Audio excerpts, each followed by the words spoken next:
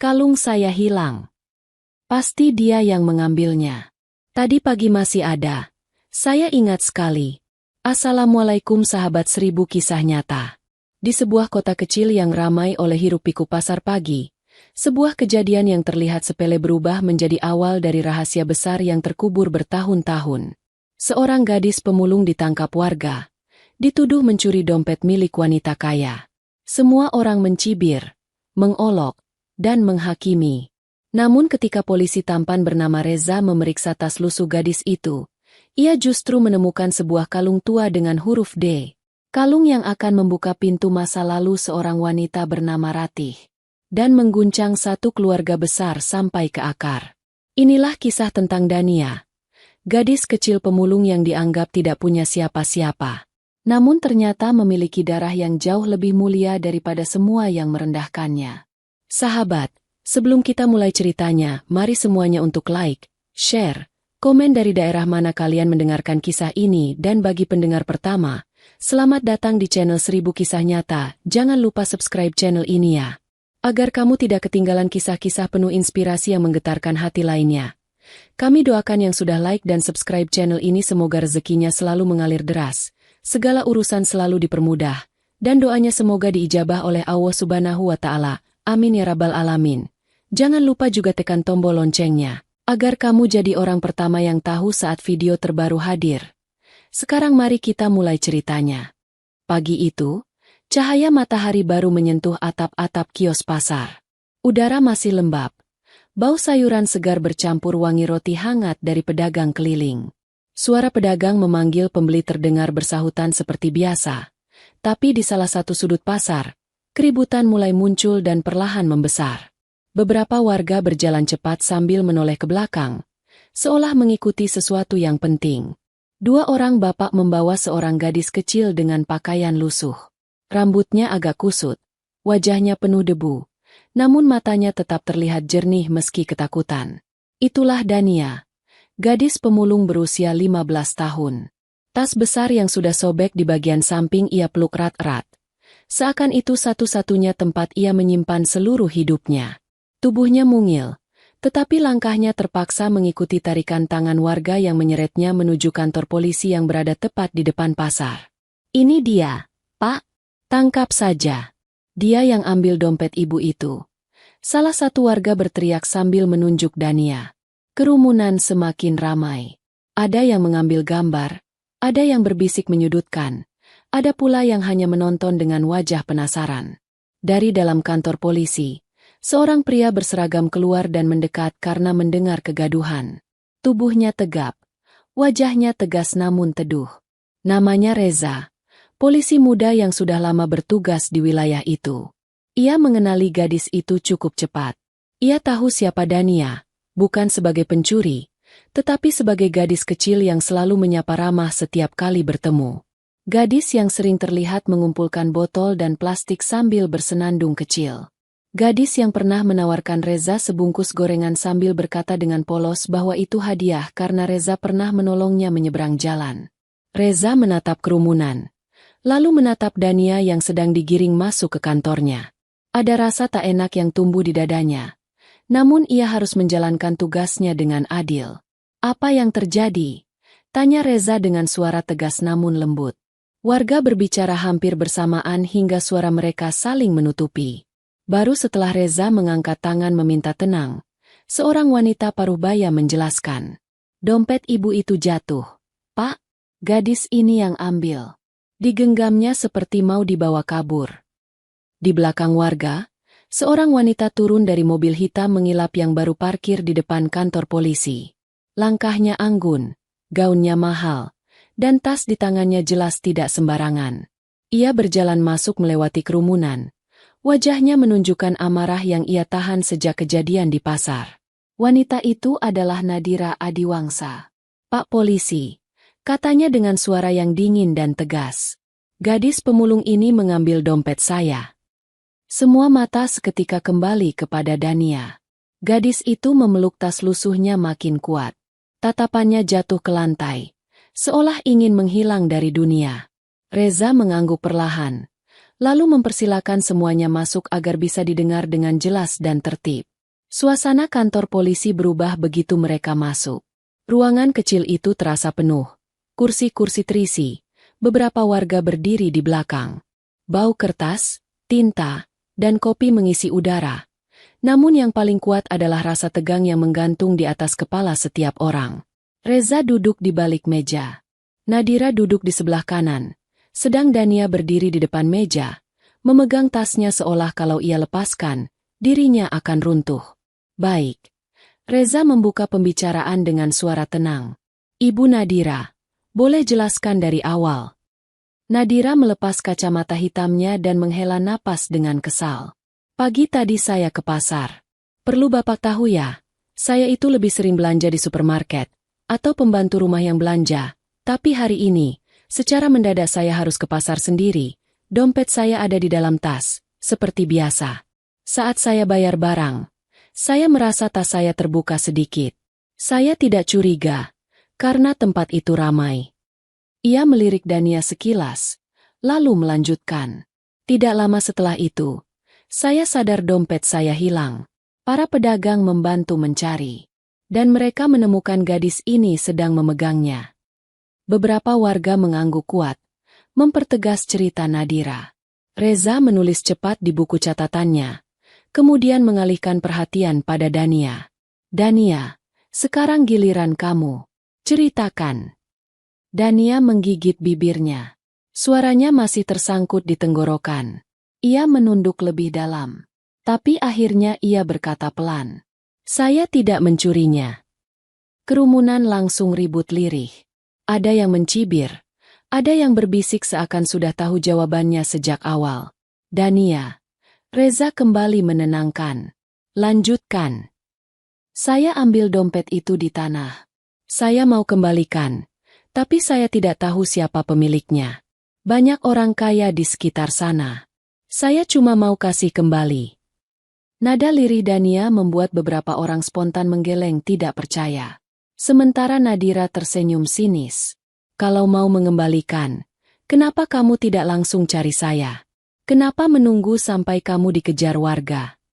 Dania memeluk tasnya lebih erat. Tidak ada kata yang bisa ia keluarkan. Reza mengambil dompet yang tadi diserahkan warga dan meletakkannya di meja. Ibu, silakan periksa barang-barang di dalamnya. Nadira membuka dompet itu dan mulai mengecek satu persatu. Uang masih ada. Kartu-kartu masih rapi. Foto kecil di sela dompet juga tetap tersimpan. Namun tiba-tiba gerakan tangannya terhenti. Ia membuka resleting kecil di bagian dalam. Kosong. Dinding kantor terasa lebih dingin saat itu. Pak polisi, suara Nadira bergetar namun penuh kemarahan. Kalung saya hilang. Reza berusaha memastikan. Kalung apa, Bu? Kalung emas. Kecil saja, tapi sangat penting. Ada huruf D di gantungannya. Ruangan langsung hening. Saya ingat sekali menaruhnya di sini pagi tadi. Tidak mungkin hilang sendiri. Nadira menunjuk Dania dengan telunjuk yang gemetar. Hanya dia yang memegang dompet itu. Hanya dia. Dania spontan menggeleng. Namun kalah oleh bisikan-bisikan warga yang sudah membentuk penghakiman. Reza mendekati meja pelan. Nadira menatapnya tajam. Saya ingat kalung itu. Tadi sempat jatuh saat saya buka dompet. Tapi saya buru-buru mengambilnya. Gadis miskin ini pasti melihatnya saat kalung itu jatuh. Makanya dia curi dompet saya. Pak polisi, tolong periksa tasnya. Dania langsung menarik tasnya ke dada. Tapi justru karena itu, kecurigaan warga makin besar. Periksa saja, Pak. Kalau dia tidak salah, kenapa takut? Iya, buka saja. Reza berdiri dari kursinya, mengambil langkah pelan mendekati Dania. Ia tidak ingin menekan gadis itu. Tetapi tugasnya mengharuskannya untuk memeriksa. Dania. Suara Reza sangat lembut. Sangat berbeda dari keributan di sekeliling mereka. Kalau memang kamu tidak bersalah, Paman akan bantu kamu. Tapi Paman harus lihat isinya. Dania menahan napas. Tubuh kecilnya gemetar. Namun perlahan tangannya melemah. Tas itu akhirnya berada di tangan Reza. Ia menundukkan tas itu ke meja dan membuka resletingnya perlahan. Bau plastik lama dan kain lembab keluar sedikit. Di dalamnya ada botol-botol bekas, kain lusuh, beberapa barang kecil yang ia kumpulkan dari jalanan. Namun ada satu benda lain. Sebuah kantong kain kecil yang warnanya pudar seperti pernah sering digenggam. Reza mengambil kantong kecil itu. "Dania, apa ini?" Wajah Dania langsung berubah. "Itu punya saya." Nadira langsung maju setapak. Matanya membara. "Buka, Pak." Reza membuka simpul kecilnya. Dari dalam kantong itu, sesuatu yang kecil dan berkilau jatuh ke telapak tangannya. Sebuah kalung emas tipis, dengan gantungan huruf D yang sangat dikenal Nadira. Ruangan seperti membeku. "Itu kalung saya." Suara Nadira meninggi. "Benar-benar kalung saya." Beberapa warga langsung bersuara. "Tuh kan, benar dia ambil." "Pemulung, Pak, sudah jelas. Pasti dia mau jual nanti." Namun Reza tetap menatap Dania. Dalam tatapan itu ia berharap menemukan jawaban, penjelasan, apapun yang bisa memperbaiki situasi.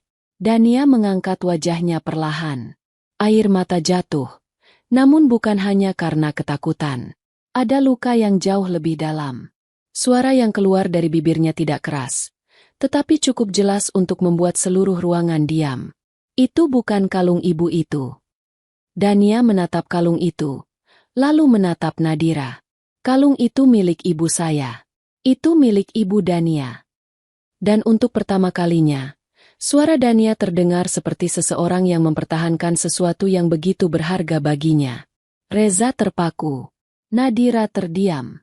Kerumunan berhenti bergerak. Dan kalung itu, yang tergeletak di tangan Reza, menjadi pusat dari sebuah rahasia yang jauh lebih besar dari dugaan siapapun. Rahasia yang akan membuka masa lalu. Rahasia yang akan mengubah hidup 3 orang sekaligus. Rahasia yang tidak pernah mereka duga akan kembali pada hari itu. Dan semuanya dimulai dari satu kalung kecil. Satu huruf. D. Setelah kalung itu ditemukan, suasana kantor polisi berubah seperti ruangan tanpa udara. Tidak ada yang berani berbicara beberapa detik. Bahkan suara pintu yang berderi tertiup angin pun terdengar terlalu jelas. Semua mata masih tertuju pada kalung kecil di telapak tangan Reza.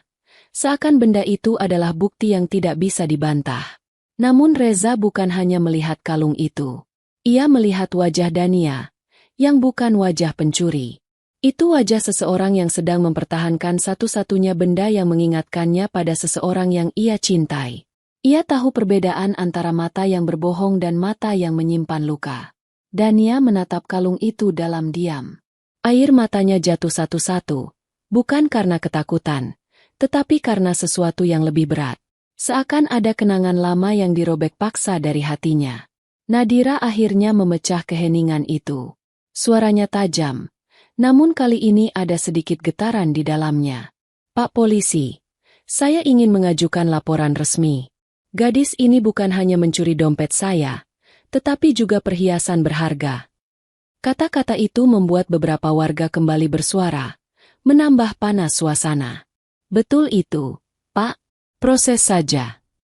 Supaya jera." Gadis pemulung begitu kalau dibiarkan bisa keterusan. Dania mengusap hidungnya pelan. Tubuh mungilnya gemetar. Namun sorot matanya tidak berubah. Meski ketakutan, ia tidak menyerah. Ada sesuatu yang membuatnya tetap berdiri meski seluruh ruangan menghakiminya. Reza mengangkat tangan untuk meminta semua diam.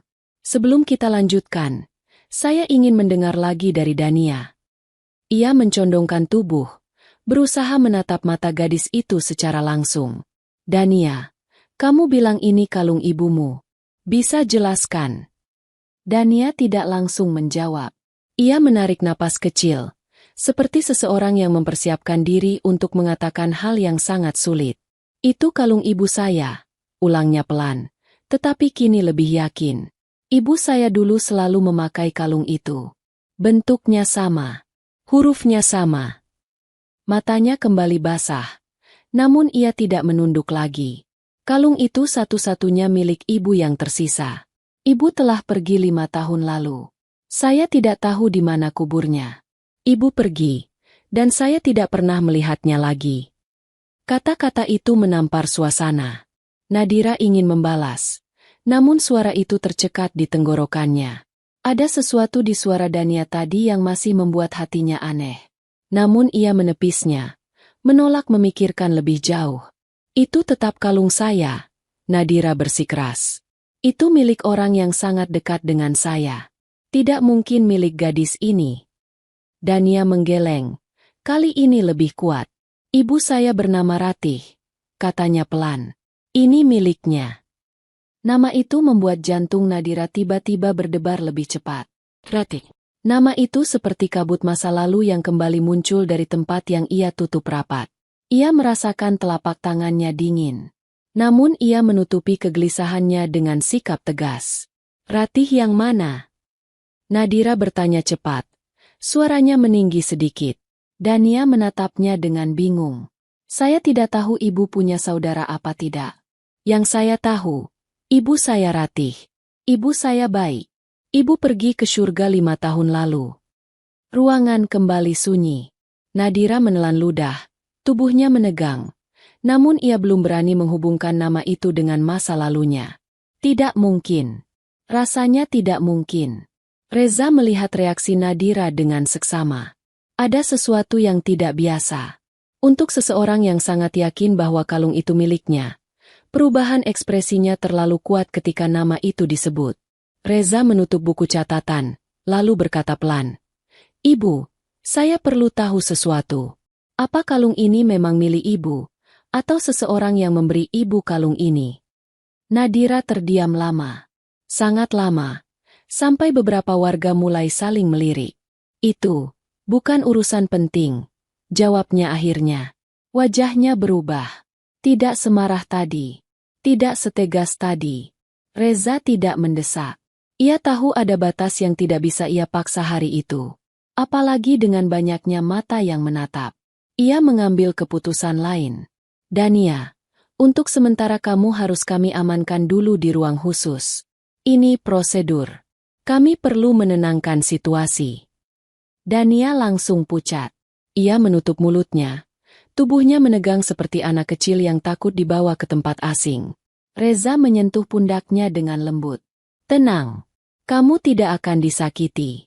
Paman cuma ingin kamu aman. Itulah yang membuat Dania sedikit lega. Ia sangat percaya pada Reza. Reza tidak pernah bersikap kasar padanya. Ia pernah membelikan Dania roti ketika gadis itu demam di pinggir pasar. Dania pernah bilang bahwa Reza seperti saudara ibunya. Reza mengantar Dania menuju ruang kecil di bagian belakang kantor. Bukan ruang tahanan keras. Hanya ruangan sederhana tempat menunggu proses pemeriksaan. Dania duduk di bangku kayu, memeluk lututnya. Wajahnya memerah, matanya bengkak. Reza berjongkok di depannya. Dania, kenapa tidak kamu ceritakan semua yang kamu tahu dari awal?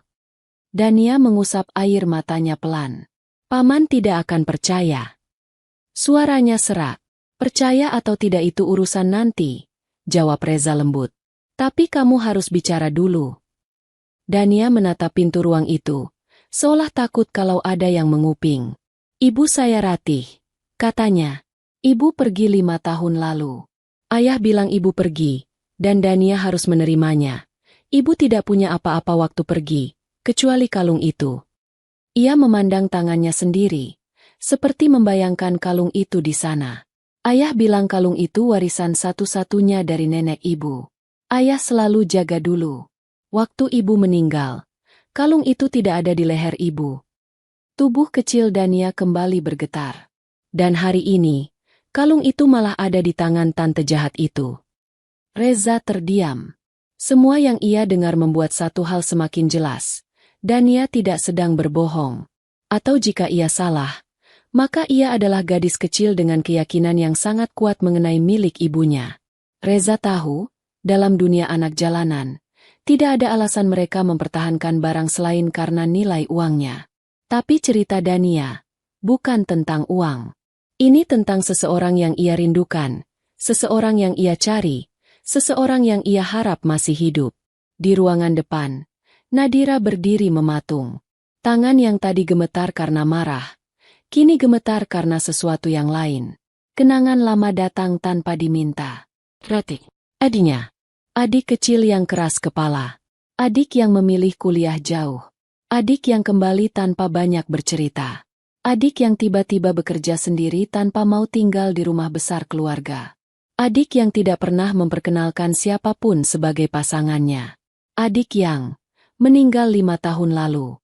Nadira memejamkan mata. Ia menahan napas dalam-dalam. Sebuah ketakutan kecil muncul di dadanya. Tidak mungkin. Mana mungkin dunia bisa sekecil itu? Mana mungkin gadis pemulung ini ada hubungan dengan Ratih? Ia membuka mata, tetapi tubuhnya masih membeku.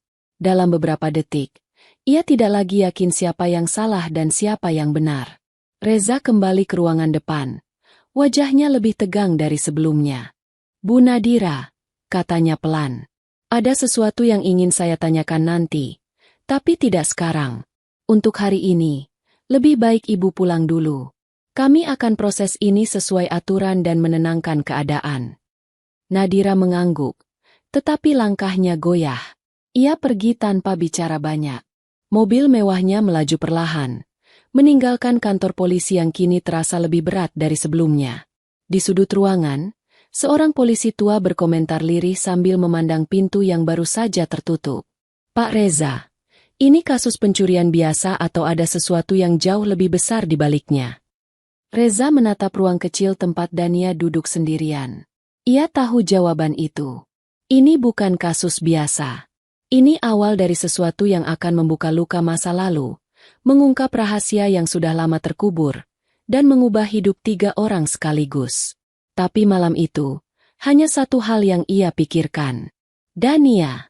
Gadis itu ketakutan, sendirian, dan sama sekali tidak punya siapapun kecuali satu tas lusuh dan satu kalung kecil. Reza berdiri lebih lama di luar pintu ruang tunggu. Ia tidak ingin Dania merasa sendirian. Meski dari luar pintu, ia bisa merasakan gadis itu memeluk lututnya, menangis tanpa suara, memeluk sisa ingatan tentang ibunya. Malam itu di kantor polisi, tidak ada lagi teriakan, tidak ada lagi kerumunan, tidak ada lagi tuduhan. Hanya keheningan panjang yang menggantung. Keheningan yang menjadi awal dari jawaban-jawaban besar yang akan muncul. Jawaban yang akan mengguncang Nadira. Jawaban yang akan memecahkan misteri hidup Dania. Jawaban yang akan membuat Reza terlibat lebih jauh dari yang ia kira. Dan semua dimulai malam itu. Di ruang kecil, dengan seorang gadis kecil yang memeluk dirinya sendiri. Langit malam mulai meredup ketika lampu kuning temaram di kantor polisi menyala satu persatu. Bangunan kecil itu terlihat lebih sepi dibanding pagi tadi yang penuh keributan. Hanya terdengar suara kipas tua yang berputar lambat. Sesekali diselingi suara kendaraan lewat di luar. Di ruangan belakang yang sederhana, Dania duduk memeluk lututnya. Matanya sembab. Namun ia mencoba tidak menangis lagi. Ia terlalu lelah. Seharian ia diseret, dituduh, diteriaki. Bayang-bayang wajah orang-orang yang menghakiminya masih menempel di kepalanya, membuat dadanya sesak. Gerimis jatuh di luar jendela, memantulkan cahaya lampu jalan. Dania menatap ke arah itu, seolah berharap ibunya muncul dari balik hujan, mengusap rambutnya, dan berkata semuanya akan baik-baik saja. Namun yang ada hanyalah keheningan dan dinginnya malam. Sesekali ia menggenggam ujung baju lusuhnya, mencoba menenangkan diri. Ia memikirkan banyak hal sekaligus, tapi satu hal terus mengganggu, kalung ibu. Bukan karena ia takut dituduh, tetapi karena kalung itu adalah satu-satunya penghubung dirinya dengan Ibu Ratih. Ia tidak mengerti kenapa wanita kaya itu mempunyai kalung itu. Ia juga tidak paham kenapa tatapan wanita itu berubah saat mendengar nama ibu. Semua itu membuat kepalanya semakin berat. Pintu ruangan itu tiba-tiba terbuka pelan. Reza masuk sambil membawa segelas air hangat dan sepotong roti. Dania, ucapnya lembut. Kamu harus makan sedikit. Dari tadi pagi kamu belum makan apapun. Dania menatap roti itu lama, namun tidak mengambilnya. Paman, saya tidak mencuri, katanya lirih. Saya tidak berbohong soal kalung itu. Reza duduk di kursi kecil di depannya. Cahaya lampu menerangi wajahnya yang terlihat sangat letih. Namun tatapannya tetap penuh perhatian. Aku tahu kamu tidak punya alasan untuk bohong soal itu, katanya. Tapi kamu harus jelaskan lebih banyak tentang ibumu. Tentang kalung itu. Mungkin ada hal yang bisa bantu paman untuk mengerti. Dania memeluk lututnya lebih erat. Ia ingat betul hari itu. Ia duduk di pangkuan ibunya di lantai ruang tengah rumah kecil mereka. Lampu sore masuk dari jendela, membuat wajah ibunya terlihat sangat lembut. Sang ibu tersenyum saat Dania kecil memainkan kalung kecil berinisial D di lehernya. Dania kecil menyentuh huruf itu dengan dahi berkerut manja. Ibu, ini huruf apa? Kenapa D? Tanyanya polos. Ibunya tertawa pelan, mengusap rambut anaknya. Ini dari nenek ibu. Hadiah waktu ibu masih kecil. Tapi kenapa bukan R, Bu? Nama ibu kan Ratih, bukan D. Dania kecil memiringkan kepala, membuat ayahnya yang duduk di sebelah tertawa kecil. Ibunya mencubit lembut pipinya. Dulu, waktu ibu kecil, ibu sempat merengek ingin mengganti nama ibu jadi Dania. Ibu suka sekali nama itu. Tapi ayahnya ibu tidak mengizinkan. Jadi nenek membeli kalung ini. Katanya supaya ibu tidak sedih karena tidak boleh punya nama baru.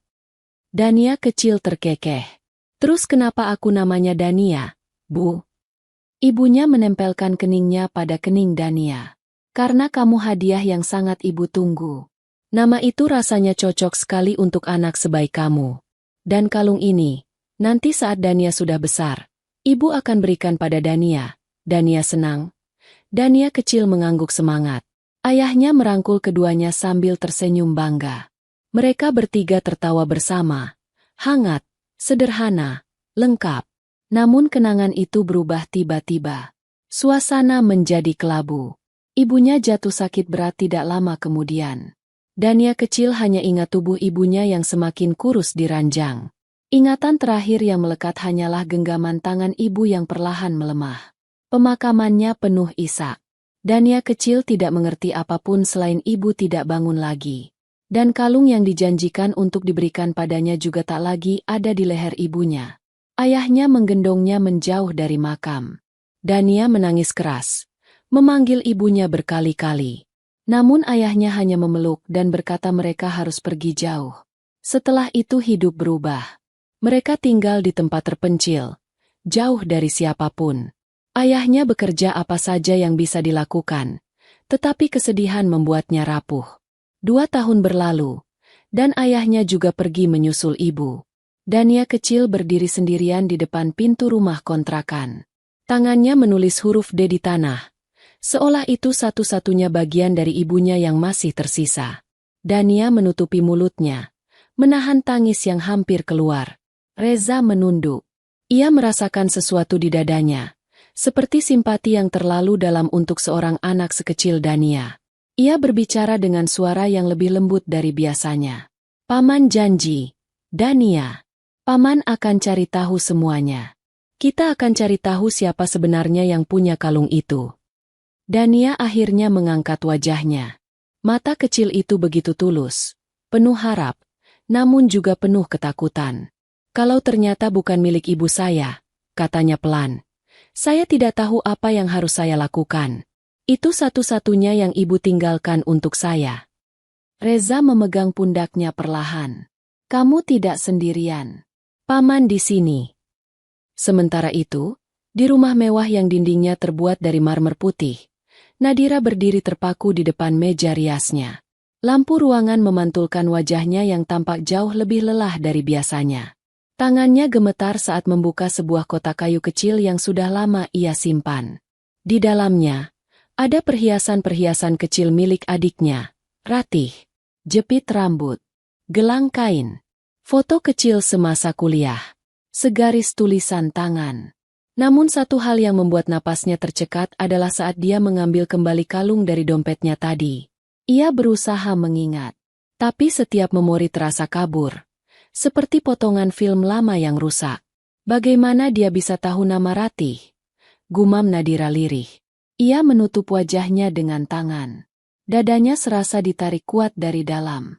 Waktu itu, Saat Ratih pergi kuliah jauh, ia merasa Ratih terlalu berani mengambil keputusan sendiri. Ketika Ratih kembali 4 tahun kemudian, Ratih semakin sulit didekati. Dan walau Nadira tidak pernah mau mengakuinya, ia tahu hubungan mereka tidak pernah sepenuhnya baik.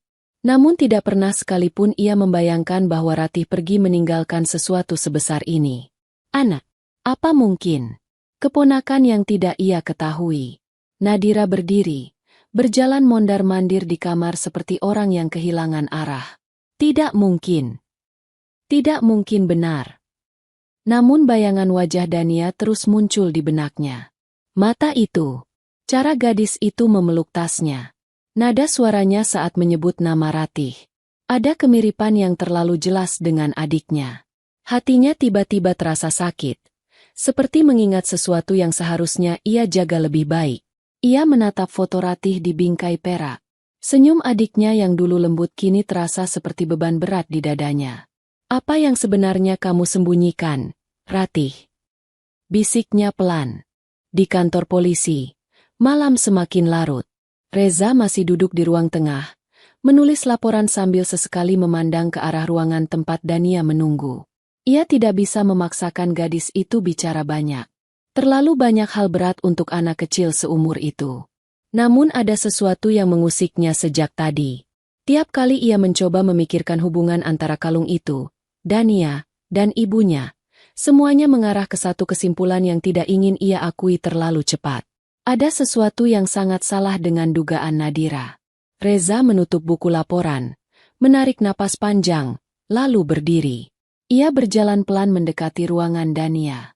Dari celah pintu, ia melihat Dania sudah tertidur dengan kepala bersandar ke dinding. Tubuh kecil itu tampak menyusut karena dingin. Kakinya menekuk, tangannya melingkari tasnya seperti memeluk seseorang yang tidak lagi ada bersamanya. Reza mematikan lampu lorong agar Dania bisa tidur lebih nyaman. Ia juga mengambil jaket birunya, lalu menutupi bahu Dania dengan lembut. Dania tidak terbangun. Namun wajahnya sedikit lebih tenang setelah itu. Reza berdiri di pintu cukup lama, seperti orang yang menjaga sesuatu yang rapuh. Ia tahu malam itu hanya awal dari sesuatu yang jauh lebih rumit.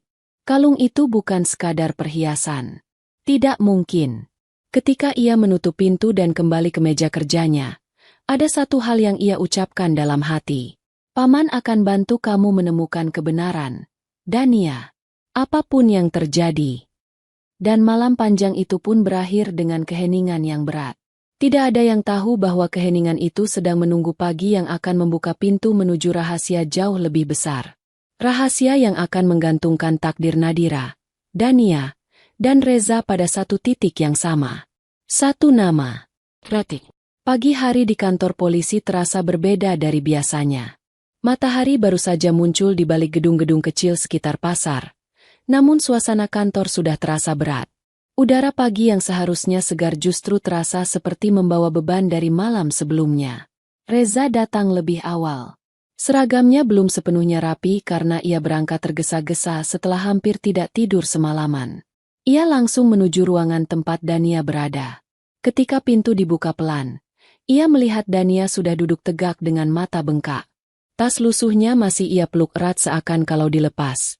Seluruh keberaniannya akan ikut hilang. Pagi, Dania. Ucap Reza dengan suara lembut. Dania mengangguk kecil. Paman, maaf kalau menyusahkan. Reza tersenyum samar sambil duduk di kursi di seberangnya. Kamu tidak menyusahkan siapapun. Yang salah adalah situasi yang membuat kamu harus ada di sini. Dia memberikan Dania segelas air. Gadis itu menerimanya dengan kedua tangan gemetar. Reza menatapnya lama, lalu berkata pelan. Hari ini kita akan coba cari tahu lebih banyak tentang ibu kamu. Tentang Ratih. Mata Dania mengangkat sekilas. Terlihat ada kilatan kecil harapan yang muncul. Paman bisa. Reza tidak langsung menjawab. Ia tidak mau memberi harapan yang akhirnya menyakiti. Kita akan mulai dari apapun jejak yang ada, katanya hati-hati. Apapun yang kamu tahu tentang ibu kamu, sekecil apapun, paman ingin dengar. Dania menunduk, mencoba mengumpulkan ingatan yang selama ini ia simpan sendiri. Ibu, Dulu kerja di sebuah tempat, tapi saya tidak tahu di mana, katanya perlahan. Ayah jarang cerita. Ayah bilang ibu tidak mau pulang karena ada masalah dengan keluarganya. Tapi ayah tidak pernah bilang masalah apa. Reza mencatat. Kamu pernah dengar nama siapapun yang pernah bertemu ibu kamu? Atau tempat yang sering ibu sebut? Dania menggigit bibirnya, mencoba mengingat. Ada satu nama, katanya lirih. Saya tidak tahu siapa. Tapi ibu pernah menyebut seseorang bernama Nadi. Reza terdiam. Jantungnya berdetak lebih cepat. Nadi. Sebuah panggilan pendek yang sangat mirip dengan Nadira. Namun Reza tidak boleh menyimpulkan apapun terlalu cepat. Ia hanya menuliskan nama itu dan mencoba menyembunyikan perubahan ekspresinya. Sebelum ia sempat bertanya lebih jauh, pintu kantor polisi terbuka. Suara langkah sepatu hak yang tegas terdengar mendekat. Nadira datang. Ia tidak lagi memakai gaun mahal yang mencolok. Hari ini ia memakai pakaian yang lebih sederhana, namun tetap elegan. Wajahnya terlihat jauh lebih pucat dari kemarin, dan matanya memperlihatkan kurang tidur. Di tangannya ada sebuah amplop coklat besar.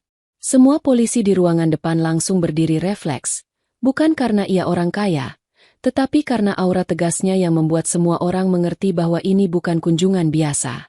Reza keluar dari ruang belakang, berdiri di depan meja lobi. Selamat pagi, Bu Nadira. Ada keperluan.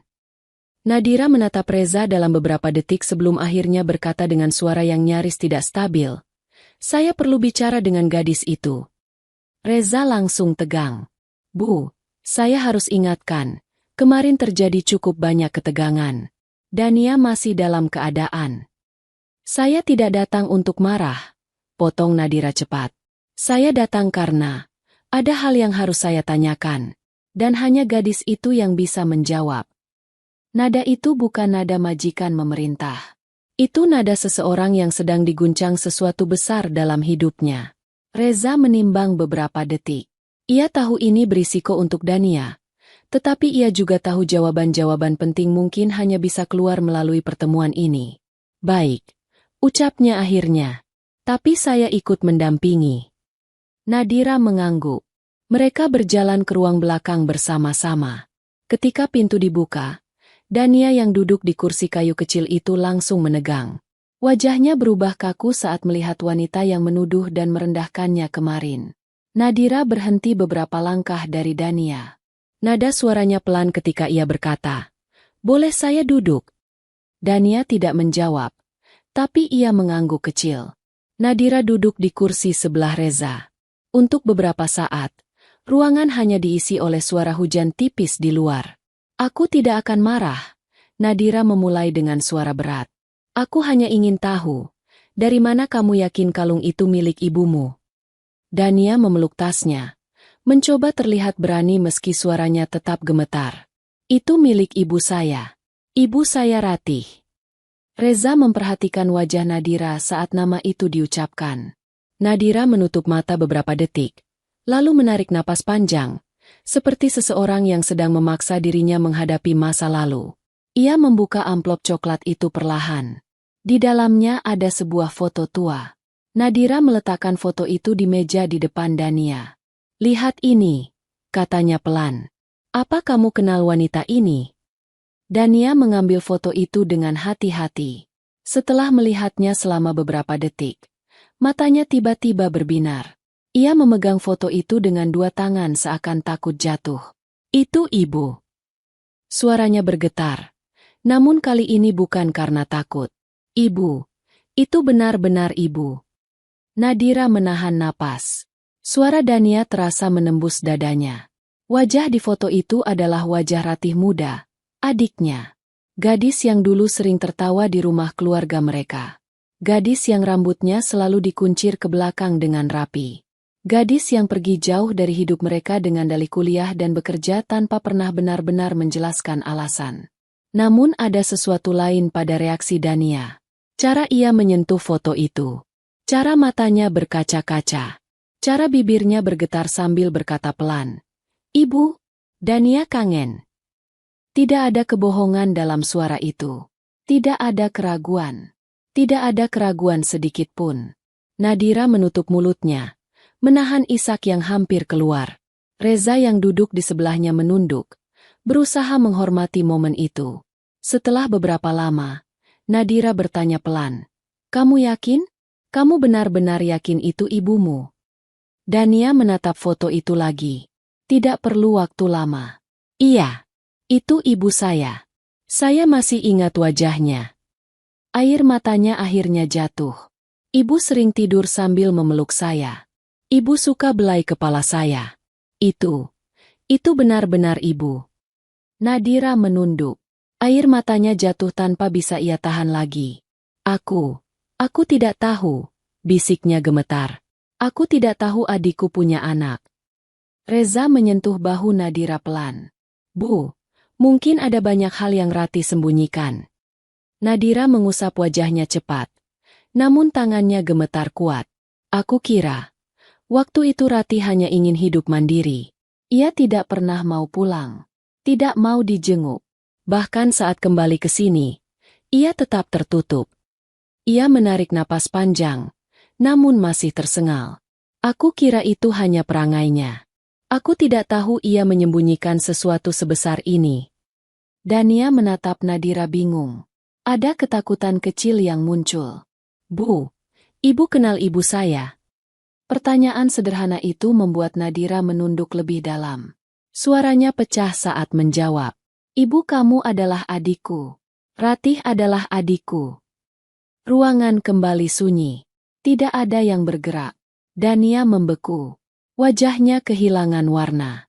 Tangan yang memegang foto itu bergetar. "Jadi," suaranya tercekat. "Itu berarti, ibu, wanita itu, ibu adalah..." Nadira mengangguk pelan. "Aku adalah kakak ibumu. Dan, kamu..." Suaranya pecah sepenuhnya. "Kamu keponakanku." Reza menutup mata sesaat, membiarkan kebenaran besar itu memenuhi ruangan. Dania memeluk foto Ratih bersamaan memeluk tasnya erat. Tubuh mungilnya gemetar lebih kuat dari sebelumnya. Matanya membesar. Tidak percaya. "Ayah bilang, ibu tidak punya keluarga. Ayah bilang saya sendirian. Ayah bilang, saya tidak punya siapa-siapa." Nadira menunduk lebih dalam, menangis pelan. "Kamu tidak sendirian, Dania." Suaranya pecah seperti kaca jatuh. "Kamu tidak pernah sendirian. Adikku punya anak, dan aku tidak pernah tahu." Dania menangis tanpa suara. Tubuhnya jatuh ke depan, memeluk dirinya sendiri. Dalam ruangan kecil itu, 3 kehidupan berubah selamanya. Dan Reza tahu, ini baru permulaan. Permulaan dari kebenaran yang lebih rumit dan lebih menyakitkan. Setelah pengakuan besar di ruang kecil itu, kantor polisi seolah berubah menjadi tempat yang sama sekali berbeda. Udara di dalamnya bukan lagi penuh curiga seperti pagi kemarin. Kini yang terasa adalah keheningan panjang yang lahir dari keterkejutan dan penyesalan. Dania masih duduk di bangku kayu itu, menggenggam foto ibunya yang diberikan Nadira. Air mata tak lagi mengalir deras, namun sesekali jatuh tanpa suara. Ia belum benar-benar memahami perubahan besar ini. Baru tadi pagi ia gadis pemulung yang dituduh mencuri. Kini tiba-tiba seseorang berkata bahwa ia bukan anak tanpa keluarga, tetapi keponakan dari seorang wanita kaya yang pernah menghina dan menyeretnya ke kantor polisi. Baginya, semua terasa seperti mimpi yang bercampur antara bahagia dan takut. Nadira duduk di sebelahnya, tapi tidak terlalu dekat. Ia takut memaksa kedekatan itu sebelum Dania siap. Tangannya meremas tisu, matanya sembab. Namun nadanya tetap lembut setiap kali ia berbicara. "Dania," ucap Nadira pelan. "Aku benar-benar minta maaf atas apa yang terjadi kemarin. Aku tidak tahu. Aku sama sekali tidak tahu kamu darah daging keluargaku." Dania tidak langsung menjawab. Ia menatap foto ibunya lama. Dalam benaknya, bayangan Ratih muncul, senyumnya, pelukannya, suaranya ketika menidurkan Dania waktu kecil. Semua itu mengalir kembali dalam potongan kecil yang selama ini ia simpan untuk dirinya sendiri. "Kalau ibu masih hidup," kata Dania lirih, "ibu pasti senang tahu saya punya tante." Nadira menunduk dalam. Perih terasa seperti menghujam dadanya. Selama bertahun-tahun ia marah dan kecewa pada adiknya. Ia pikir Ratih pergi karena keegoisan, karena ingin hidup sendiri tanpa keluarga. Yang ia tidak tahu adalah bahwa adiknya menyembunyikan seorang anak, menyembunyikan Dania. Bukan karena tidak mau mengenalkan, tetapi karena sesuatu yang jauh lebih rumit. Reza yang sejak tadi duduk di sudut ruangan memperhatikan mereka dengan hati-hati, akhirnya berbicara. Bu Nadira, untuk melanjutkan penyelidikan ini dan memastikan semuanya benar, saya butuh tahu tentang masa lalu Ratih. Apapun yang ibu tahu, sekecil apapun, akan sangat membantu. Nadira mengusap air matanya dan mencoba menata dirinya kembali. Ia menarik napas panjang, lalu mulai bercerita. Ratih adalah adik yang sangat ceria, katanya dengan suara yang lebih stabil. 16 tahun lalu, dia selalu punya mimpi besar. Dia ingin sekolah jauh, ingin bekerja, ingin membuktikan kalau dia bisa berdiri sendiri. Ia mengulas senyum getir. Keluarga kami mendukung. Ayah dan ibu bangga padanya. Aku juga bangga. Tapi setelah ia kembali dari luar negeri, Ratih berubah. Dania mengangkat wajahnya sedikit. Nadira melanjutkan. Dia lebih pendiam. Lebih sering menyendiri. Tidak mau bicara soal pendidikannya. Tidak mau bicara soal pekerjaan. Hanya bilang semuanya baik-baik saja. Ia menggeleng kecil. Lalu suatu hari, dia pindah dari rumah. Tanpa alasan yang jelas. Katanya ingin hidup mandiri dan ingin bekerja. Reza menulis sesuatu. Lalu bertanya pelan. Ibu tidak pernah menanyakan lebih dalam. Nadira terdiam sesaat, lalu menjawab dengan suara yang lebih pelan dari sebelumnya. Pernah. Tapi Ratih tidak mau bicara. Setiap kali kami tanya, dia marah. Katanya kami tidak harus ikut campur. Dan, aku mengiyakan. Aku kira dia cuma ingin kebebasan. Ia menarik napas berat. Setelah itu, hubungan kami menjauh. Bukan karena aku tidak peduli, tapi karena aku tidak tahu bagaimana mendekatinya lagi. Dania mendengarkan dengan bibir bergetar. Ia tidak pernah mendengar cerita seperti ini sebelumnya. Ayahnya tidak pernah bercerita tentang masa lalu Ratih.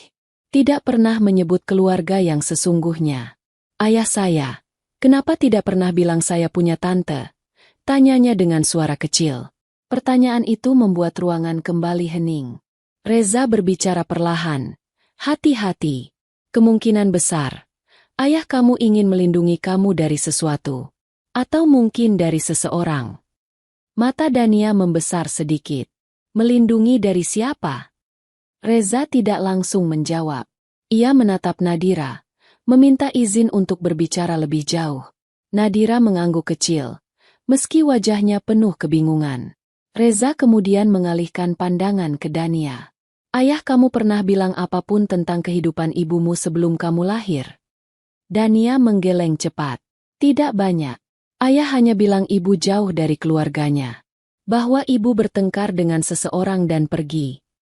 Dania menunduk lagi. Sebagian potongan itu mulai terasa masuk akal bagi Nadira. Ratih pergi karena tekanan. Ratih menikah diam-diam. Ratih hidup jauh dari keluarga.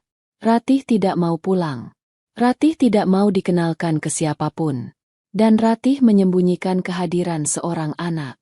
Semua itu menumpuk menjadi rasa bersalah yang membuat Nadira sulit bernapas. Namun Reza belum selesai. Dania, katanya lembut. Paman perlu tahu sedikit tentang ayahmu. Tentang bagaimana hidup kalian sebelum ayah meninggal. Dania mengusap pipinya pelan. Lalu mulai bercerita. Ayah dulu punya perusahaan kecil. Katanya, waktu ibu pergi, ayah berubah. Ayah jarang makan, jarang tidur. Ia rindu ibu, tapi tidak pernah ketemu. Matanya mulai berair lagi. Setelah ibu pergi, ayah mulai kehilangan pekerjaan. Perusahaan ayah bangkrut. Hutang semakin besar. Dan, setelah 2 tahun, ayah jatuh sakit dan meninggal. Kalimat terakhir itu diucapkan dengan suara yang sangat pelan, seolah masih terasa menyakitkan meski bertahun-tahun berlalu. Nadira menutup mulutnya, menahan napas gemetar. Sementara Reza menatap gadis itu dengan hati yang berat. Dania bukan hanya kehilangan ibunya. Ia kehilangan ayahnya. Ia kehilangan rumah. Ia kehilangan segalanya. Mengapa? Suara Nadira pecah di tenggorokan. Mengapa Ratih tidak bilang apapun ke keluarga? Tidak ada yang bisa menjawab. Hanya keheningan panjang yang mengisi ruangan. Hingga akhirnya Dania berbicara pelan. Ayah bilang ibu takut keluarga tidak terima pernikahannya. Nadira terpaku. Kata-kata itu memukul jantungnya seperti palu. Ratih adalah adik bungsu. Ia selalu menjaga perasaan Nadira sebagai kakaknya. Saat itu, Nadira belum menikah. Dan keluarga mereka punya tradisi lama. Adik tidak boleh menikah sebelum kakaknya. Tradisi itu tidak pernah diucapkan secara keras. Namun cukup terasa sebagai tekanan diam-diam dalam keluarga. Rasa bersalah kini jatuh seperti batu di atas dada Nadira. Ratih, bisiknya lirih. Kamu menyimpan luka itu sendirian. Reza melihat perubahan di wajah Nadira. Wajah itu bukan lagi wajah wanita kaya yang keras kepala. Itu wajah seseorang yang sedang dihantui masa lalu. Mungkin, kata Reza pelan, Ratih ingin melindungi semuanya. Ibumu, ayahmu, dirinya sendiri, dan Dania. Nadira menutup wajahnya dengan kedua tangan. Aku kakaknya, katanya dengan suara bergetar. Seharusnya aku melindungi dia, bukan membiarkan dia pergi sendirian. Tangisnya pecah. Tangis seorang wanita yang baru menyadari bahwa ia kehilangan lebih banyak dari yang pernah ia tahu. Dania menatapnya lama. Ada ketakutan, ada kebingungan. Tetapi ada sesuatu halus di balik tatapan itu. Rasa iba. Karena di balik semua yang terjadi, ia tahu Nadira tidak benar-benar bermaksud jahat. Nadira mengusap air matanya. Lalu menatap Dania langsung. Dania. Suaranya masih bergetar. Tetapi ada ketegasan baru. Mau atau tidak mau, kamu adalah keluarga kami. Dan aku akan bertanggung jawab. Aku akan memperbaiki semua yang sudah salah. Dania menggenggam ujung baju lusuhnya. Tidak berani percaya begitu cepat. Namun Reza melihat sesuatu berbeda pada wanita itu. Untuk pertama kalinya, Nadira tidak berbicara sebagai orang yang menang atau kalah. Tetapi sebagai seseorang yang baru menemukan kembali bagian yang hilang dari hidupnya. Reza berdiri perlahan. Bu Nadira. Saya pikir sudah waktunya kita temui keluarga besar ibu, katanya. Mereka harus tahu. Nadira mengangguk pelan. Namun dalam hati, ia tahu ini tidak akan mudah. Keluarga itu memiliki bangunan besar, nama besar, dan ego besar. Dan membawa seorang gadis pemulung masuk ke dalamnya. Akan memunculkan badai baru. Badai yang tidak bisa dihindari. Namun satu hal sudah pasti.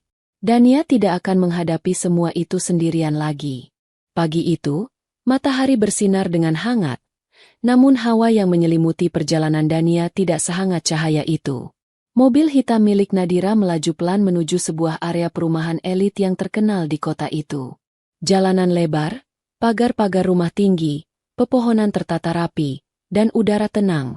Sebuah dunia yang bertolak belakang sepenuhnya dari tempat Dania tinggal selama ini.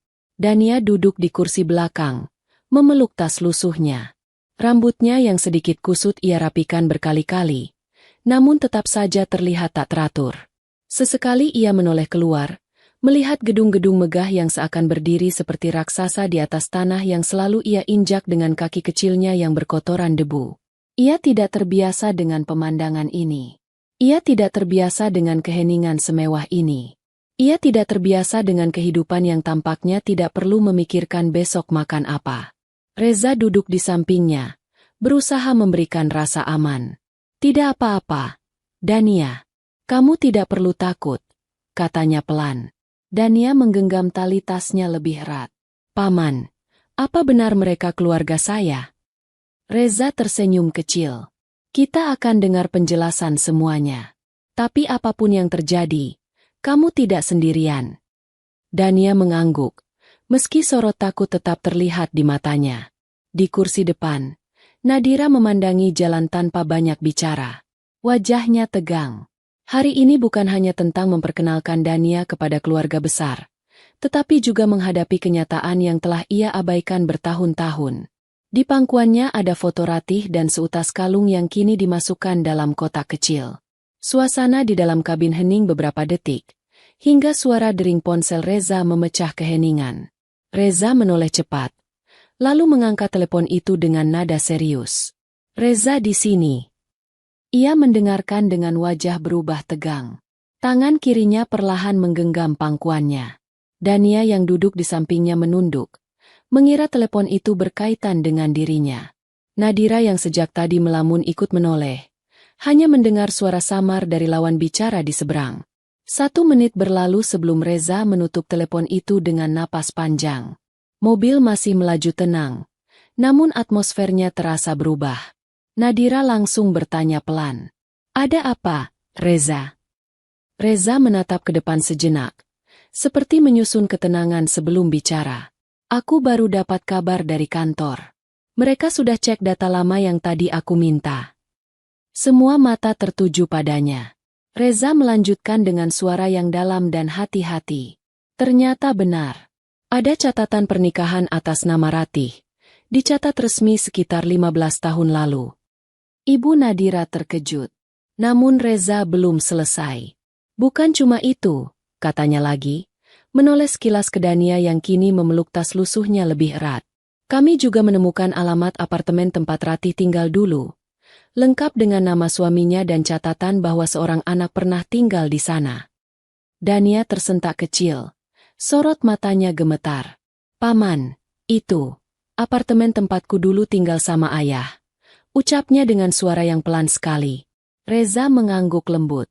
"Ya, Dania. Data itu cocok dengan apa yang kamu ceritakan waktu aku tanya di kantor kemarin." Nadira memejamkan mata, tubuhnya bergetar halus. Mencoba mencerna kenyataan yang selama ini tidak pernah dia bayangkan. Mobil tetap melaju. Namun kini, perjalanan ini bukan hanya menuju kebenaran, melainkan menuju masa lalu yang selama bertahun-tahun hilang dan dikubur dalam diam. Setelah beberapa menit, mobil berhenti di depan sebuah gerbang besar. Rumah itu begitu megah, dengan dinding putih bersih, halaman luas, dan pepohonan yang terawat.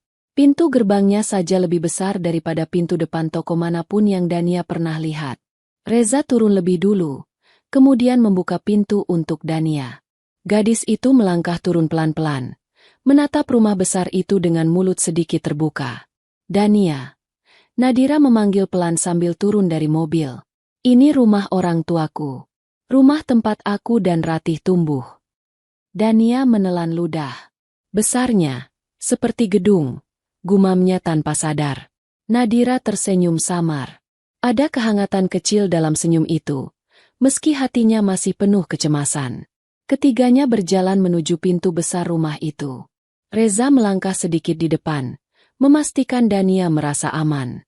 Nadira berjalan di samping Dania, tidak terlalu dekat, namun cukup dekat agar gadis itu tahu ia tidak dibiarkan sendiri. Sesampainya di teras, suara langkah pelan terdengar dari dalam. Seorang wanita parubaya dengan rambut disanggul rapi muncul di balik pintu. Wajahnya lembut namun tampak bingung melihat kedatangan mereka. "Non Nadira?" ucapnya kaget. "Itu Nani, asisten rumah tangga lama keluarga itu." Nadira mengangguk kecil. "Pagi, Nani. Ayah dan ibu ada. Sedang di ruang tengah, Non." "Tapi..." Nani menatap Dania dan Reza, kemudian kembali menatap Nadira. "Biasanya kalau Non datang tiba-tiba, ada hal penting." Nadira menghela napas pelan. "Iya, sangat penting."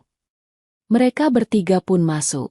Lantai marmer dingin menyentuh sandal Dania, membuatnya merasa seperti menginjak sesuatu yang tidak pantas ia injak. Ia menunduk, takut membuat kotor rumah yang terasa seperti museum mahal ini. Mereka tiba di ruang tengah. Sofa besar, lukisan-lukisan mahal, dan aroma bunga segar memenuhi ruangan. Di tengahnya, duduk sepasang suami istri yang sudah berusia lanjut. Rambut mereka memutih, namun sikap mereka tetap tegas dan berwibawa. Ayah dan Ibu Nadira. Wajah ayah tampak terkejut melihat kedatangan anak sulungnya pagi-pagi. Sementara ibu mengerutkan dahi, memperhatikan Dania yang berdiri canggung di belakang Reza. "Nadira, ada apa datang pagi-pagi seperti ini?" tanya ayah dengan suara berat. Nadira berdiri beberapa langkah dari mereka. Suaranya gemetar, namun ia berusaha berbicara jelas. "Ayah, ibu, aku membawa seseorang yang harus kalian temui." Dania menunduk makin dalam. Reza berdiri di sampingnya, menjaga. Ibu mengangkat alis. "Siapa anak itu?" Nadira menatap Dania, memberi isyarat agar gadis itu maju sedikit. Dania melangkah pelan, namun tubuhnya gemetar. "Namanya Dania," ucap Nadira. Ibu menatap Dania dari kepala sampai kaki. Wajahnya tidak marah, hanya bingung. "Apa maksudmu membawa anak pemulung ke sini?" tanya ibu lagi. Pertanyaan itu membuat Dania secara refleks memeluk tasnya. Hatinya langsung ciut. Ia seperti kembali ke kantor polisi, menjadi pusat tatapan orang-orang yang tidak mengenal hidupnya, tapi langsung menghakiminya. Nadira memejamkan mata sebentar, lalu membuka kotak kecil yang ia bawa. Ia menunjukkan kalung ratih kepada kedua orang tuanya. Ayah terdiam. Ibu menutup mulutnya, tercekat. "Kalian masih ingat ini?" tanya Nadira. Ibu mengangguk pelan. "Itu kalung ratih kan?" Ayah mengernyit. "Kamu yang menyimpannya setelah ratih tiada. Kenapa dengan kalung itu?" Nadira menelan ludah. "Kalung ini." Ia melirik Dania. Gadis ini bilang kalung ini milik ibunya. Ayah dan ibu sama-sama menoleh pada Dania. Kini tatapan bingung mereka berubah menjadi tatapan penuh tanda tanya besar. Reza maju sedikit. "Pak, Bu, saya akan jelaskan nanti. Tapi ada satu hal penting yang harus ibu dan bapak tahu dulu." Nadira mengambil foto ratih dari dalam amplop dan meletakkannya di meja. "Dania mengenali foto ini tanpa ragu," katanya perlahan. "Dan Dania bilang wanita di foto ini adalah ibunya." Wajah ayah dan ibu berubah drastis. Dari kaget, menjadi ragu, kemudian berubah menjadi ngeri. Ibu memegang dadanya. "Nadira, itu tidak mungkin. Ratih tidak pernah bilang apa-apa. Dia tidak pernah menyebut punya anak. Tidak pernah. Tidak." Nadira mendekat. Suaranya pecah. "Ibu, ayah, aku juga tidak tahu. Tapi setelah melihat Dania, aku merasa ada sesuatu yang selama ini Ratih sembunyikan dari kita." Ayah berdiri perlahan, menatap Dania dari dekat. Dania mundur setapak, takut. Ayah mengamati wajah kecil itu dengan teliti. Tatapan matanya berubah sedikit demi sedikit, dari ragu, menjadi bingung, lalu menjadi sesuatu yang belum pernah terlihat sebelumnya. "Matanya," bisik ayah lirih. "Ibu, lihat matanya." Ibu maju perlahan, walau tangannya masih gemetar. Ia mendekati Dania, menatap wajah gadis itu lebih dekat. Lalu tubuhnya melemas. Ia menutup mulutnya. "Ini, mata ini, persis mata Ratih waktu kecil." Suasana ruang tengah berubah menjadi sunyi yang menekan. Dania tidak berani bicara. Ia tidak tahu harus melakukan apa. Dunia di sekelilingnya terasa terlalu besar dan terlalu asing. Ayah akhirnya duduk kembali. Wajahnya tertutup kedua tangan. "Ratih, apa yang sebenarnya terjadi padamu?" Ibu mulai menangis. Ia meraih tangan Dania yang kecil dan dingin. "Nak," suaranya bergetar. "Apa benar ibumu Ratih?" Dania tidak langsung menjawab. Ia menatap wajah wanita itu lama, lalu menunduk. "Iya, Nyonya," katanya pelan. "Ibu saya Ratih. Tapi saya tidak tahu kalau ibu punya keluarga seperti ini." Tangis ibu pecah lebih keras. Ia memeluk Dania spontan, seolah memeluk bagian dari anaknya yang hilang. Nak, kamu bukan pemulung yang tidak punya siapa-siapa. Kamu cucu kami." Dania membeku dalam pelukan itu. Air matanya keluar tanpa ia sadari. Selama bertahun-tahun, ia percaya bahwa ia sendirian di dunia ini. Bahwa satu-satunya keluarga yang ia miliki sudah pergi. Namun hari itu, Dunia memberinya kenyataan baru yang membuat dadanya sesak. Ia tidak sendirian. Ada orang-orang yang darahnya sama. Ada rumah yang seharusnya menjadi tempatnya pulang. Tapi di balik semua itu, ada luka dan pertanyaan besar yang belum terjawab. Kenapa ibunya tak berbohong? Kenapa Ratih tidak pernah jujur? Dan kenapa ayah Dania menyembunyikan semua ini? Reza menyadari bahwa babak baru sudah dimulai. Dan itu baru permukaan dari kebenaran yang jauh lebih kelam. Pelukan ibu di ruang tengah keluarga itu berlangsung lama. Dania tidak bergerak, seolah tubuhnya membeku dalam kehangatan yang belum pernah ia rasakan selama bertahun-tahun. Ia tidak tahu bagaimana harus membalasnya. Tangannya menggantung di sisi tubuh, ragu untuk membalas pelukan itu.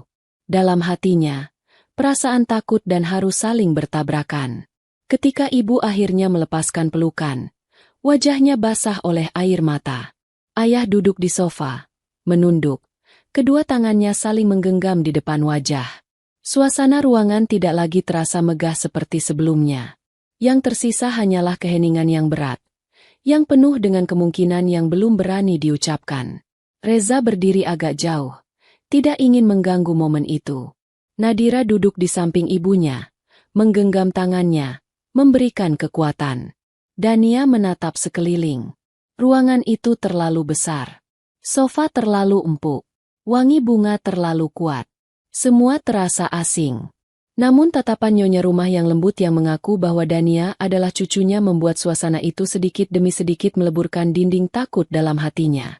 Ibu kembali bertanya dengan suara lirih. "Nak, di mana kamu tinggal selama ini?" Pertanyaan sederhana itu membuat Dania menunduk. "Setelah ayah meninggal," ucap Dania pelan, "saya dibawa ke panti asuhan. Tapi saya tidak betah." Ia menggigit bibirnya. Tangan kecilnya meremas tas lusuhnya. "Saya kabur. Saya bertemu seorang nenek yang baik. Nenek itu merawat saya. Lalu saya memulung untuk makan." Ibu menaruh tangan di dada. Napasnya terdengar berat. "Astaga, Ratih, apa yang sebenarnya kamu alami selama ini?" Gumamnya pelan, hampir seperti ia berbicara kepada dirinya sendiri. Reza mengambil langkah pelan mendekat.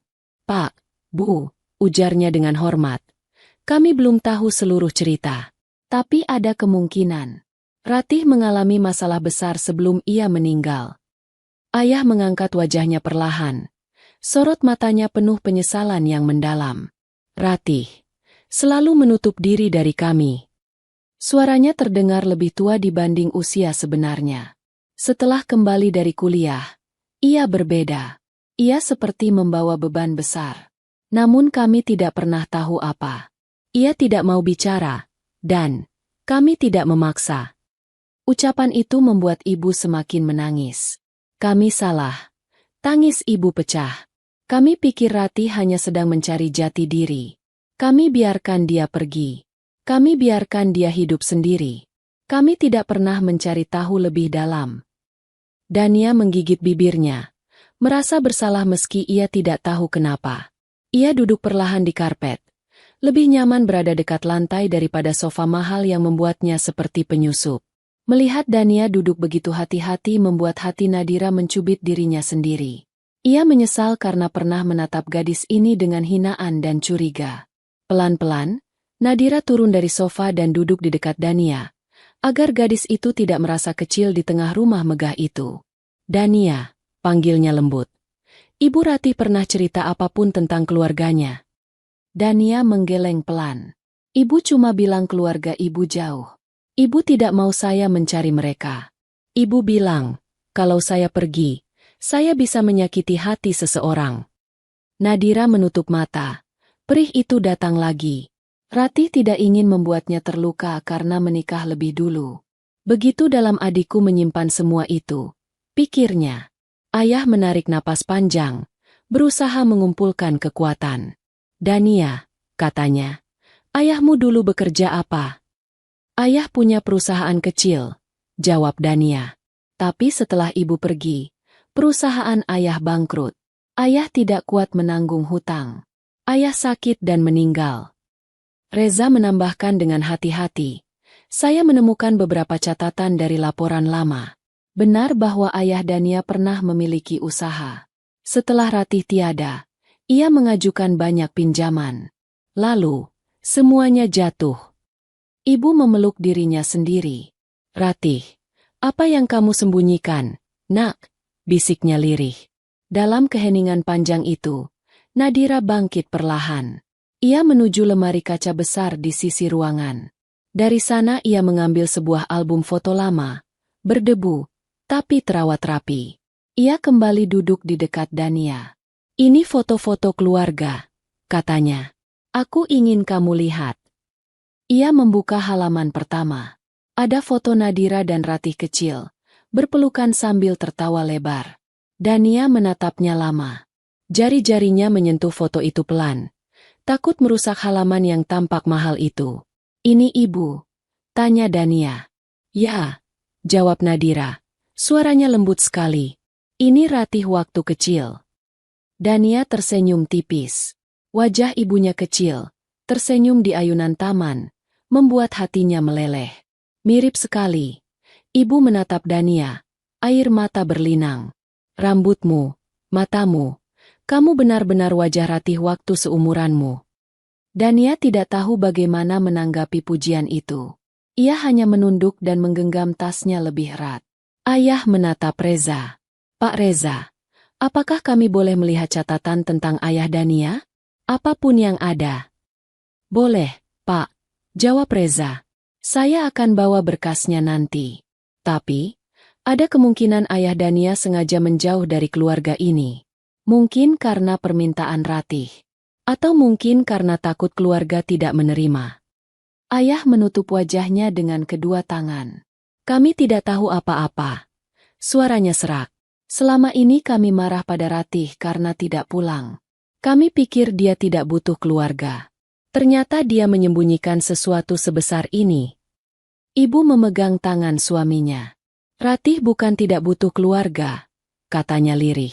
Ia hanya takut merusak tradisi keluarga, dan tanpa sadar membuat dirinya sendiri hancur. Nadira menunduk. Kita semua turut membuat Ratih merasa begitu, katanya dengan suara pecah. Dia adikku, tapi aku membiarkan jarak itu ada. Dania menatap wajah orang-orang dewasa itu. Untuk pertama kalinya, ia melihat bahwa orang kaya pun punya rasa bersalah. Punya luka. Punya penyesalan yang bahkan lebih dalam dari miliknya. Ia bukan satu-satunya yang terluka.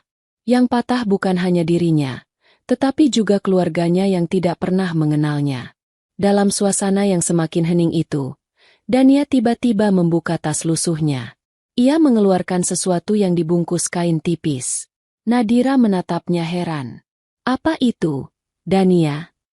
Dania menenangkan napas, lalu membuka balutan kain kecil itu. Di dalamnya, ada sebuah buku catatan tua. Sampulnya lembut. Warnanya sudah pudar. Beberapa halaman tampak menguning. Ini, diari ibu, kata Dania pelan. Saya simpan sejak 5 tahun lalu. Saya tidak pernah berani membukanya semua. Tapi di dalamnya, ada cerita ibu. Tentang hidupnya. Tentang ayah. Tentang saya. Mungkin, tentang keluarga juga. Nadira menahan napas. Ibu menutup mulutnya. Terkejut. Ayah berdiri pelan. Mendekat. Diari Ratih. Sesuatu yang bahkan mereka tidak tahu pernah ada. Reza menghela napas panjang. Seperti mengetahui bahwa babak baru telah terbuka. Dania. Ibu memegang tangan gadis itu. Suaranya bergetar. Boleh kami membacanya? Dania mengangguk perlahan. Ibu titip itu untuk saya. Tapi, saya rasa ibu ingin saya menemukan kalian. Nadira mengambil diari itu dengan kedua tangan yang gemetar. Namun sebelum membukanya, ia menatap Dania dan berkata pelan. Terima kasih, nak, karena kamu tidak membiarkan cerita Ratih hilang. Dan ketika ujung halaman pertama diari itu terbuka, satu kalimat pertama membuat seluruh ruangan membeku. Aku menulis ini untuk anakku. Jika suatu hari ia membaca, berarti aku tidak lagi di sampingnya. Dan di bawah kalimat itu, tertulis nama, Ratih Adinaya. Reza menutup mata sesaat, Menyadari bahwa rahasia besar yang mereka cari baru saja mulai terkuak. Ruangan besar itu menjadi begitu hening ketika Nadira perlahan membuka halaman pertama diari Ratih. Aroma kertas tua bercampur samar dengan parfum bunga yang memenuhi rumah, tetapi di antara semua itu, keteganganlah yang paling terasa. Seperti udara menahan napas, menunggu kalimat pertama dibacakan. Dania duduk di karpet, memeluk lutut kecilnya. Wajahnya menatap diari itu dengan campuran takut dan penasaran. Selama bertahun-tahun, ia takut membuka buku itu. Ia takut menemukan jawaban yang tidak siap ia hadapi. Namun kini, dengan Nadira, ayah, ibu, dan Reza di sekelilingnya, ia merasa lebih kuat. Nadira mengusap sampul diari itu sebelum membaca. Jemarinya bergetar halus, seolah memegang sesuatu yang jauh lebih berat daripada buku lusuh. Ia menarik napas dalam. Baik, kita mulai. Ibu meremas ujung selendangnya, ayah duduk lebih tegak, dan Reza memperhatikan dari belakang dengan tatapan serius. Nadira mulai membaca dengan suara pelan, hampir seperti bisikan yang menembus setiap hati yang mendengarnya. Aku menulis ini untuk anakku. Jika suatu hari ia membaca, berarti aku tidak lagi di sampingnya. Maafkan ibu, nak. Ibu tidak pernah ingin meninggalkanmu. Tapi ada hal-hal yang ibu tidak bisa jelaskan saat kamu masih kecil. Dania menunduk. Bibirnya bergetar. Nadira menatapnya sebentar, memberikan senyum kecil untuk menguatkan. Ia lanjut membaca. Ibu dibesarkan dalam keluarga besar yang baik, tapi juga punya aturan yang tidak tertulis. Salah satunya, ibu tidak boleh menikah sebelum kakak ibu menikah. Ibu menurut saja, tapi hati ibu menolak. Ayah menutup mata perlahan. Ibu terisak kecil, menahan suara agar tidak memecah konsentrasi. Nadira melanjutkan dengan suara lebih pelan. Saat kuliah, ibu jatuh cinta pada seseorang. Namanya Ardi. Dia pria yang sangat baik, sederhana, dan penuh kasih. Ibu tidak pernah merasakan dicintai seutuh itu sebelum bertemu dia. Ibu tahu ayah dan ibu tidak akan setuju. Ibu tahu keluarga ingin ibu patuh. Tapi hati ibu memilih Ardi. Reza terdiam. Ayah menunduk semakin dalam, menyembunyikan wajah yang mulai memerah. Dania memejamkan mata, membayangkan ibunya muda, tersenyum, tersipu, memeluk Ardi, ayah yang selalu ia rindukan. Ada kehangatan kecil yang menetes ke hatinya. Nadira berkedip menahan air matanya sebelum melanjutkan. Ibu menikah diam-diam. Ibu tidak ingin menyakiti hati kakak ibu. Ibu ingin menunggu sampai waktu yang tepat untuk bicara kepada keluarga. Tapi waktu tidak pernah tepat. Dan keluarga tak pernah siap menerima sesuatu yang berbeda. Ibu memegang dada. Ratih, bisiknya lirih, penuh penyesalan. Nadira menggigit bibirnya sebelum membuka halaman berikutnya. Saat ibu hamil, ibu ingin kembali ke rumah dan bicara. Tapi Ardi melarang. Ardi takut keluarga akan merenggut ibu dari dirinya. Ardi takut keluarga tidak akan menerima bayi yang belum diberkati keluarga. Ayah mendongak. Wajahnya penuh luka lama yang baru ia sadari keberadaannya. Ardi, ayah Dania, bukan sosok yang mereka kenal. Dania hanya tahu ia ayah yang baik. Namun di balik kebaikannya, ada ketakutan yang besar. Ketakutan kehilangan Ratih. Nadira melanjutkan. Ardi bukan orang jahat. Dia hanya takut. Takut kehilangan ibu. Takut kehilangan kamu.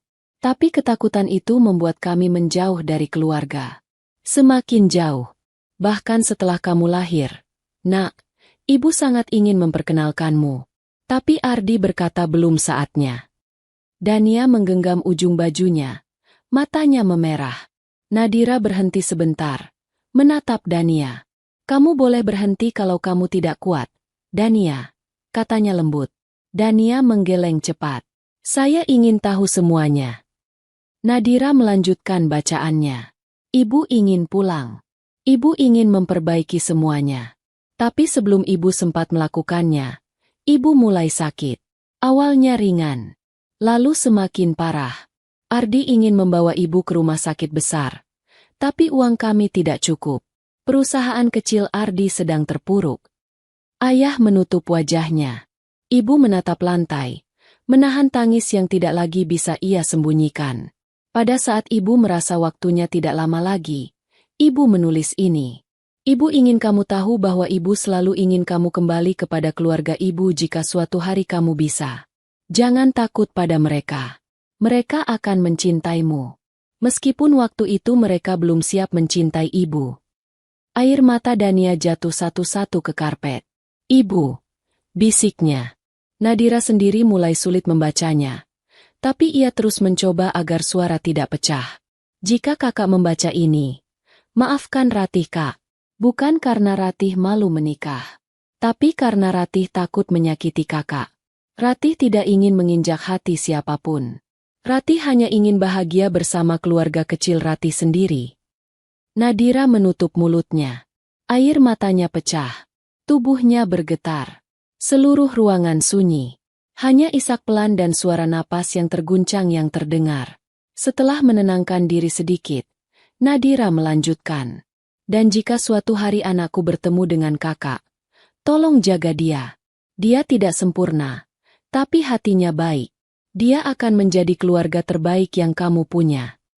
Nadira jatuh bersandar ke sofa, menangis tanpa suara. Kalimat itu menghantam dirinya lebih keras daripada pukulan manapun. Dania menatapnya lama. Air mata terus mengalir. Perasaan kecil yang ia simpan sejak pagi itu berubah pelan-pelan.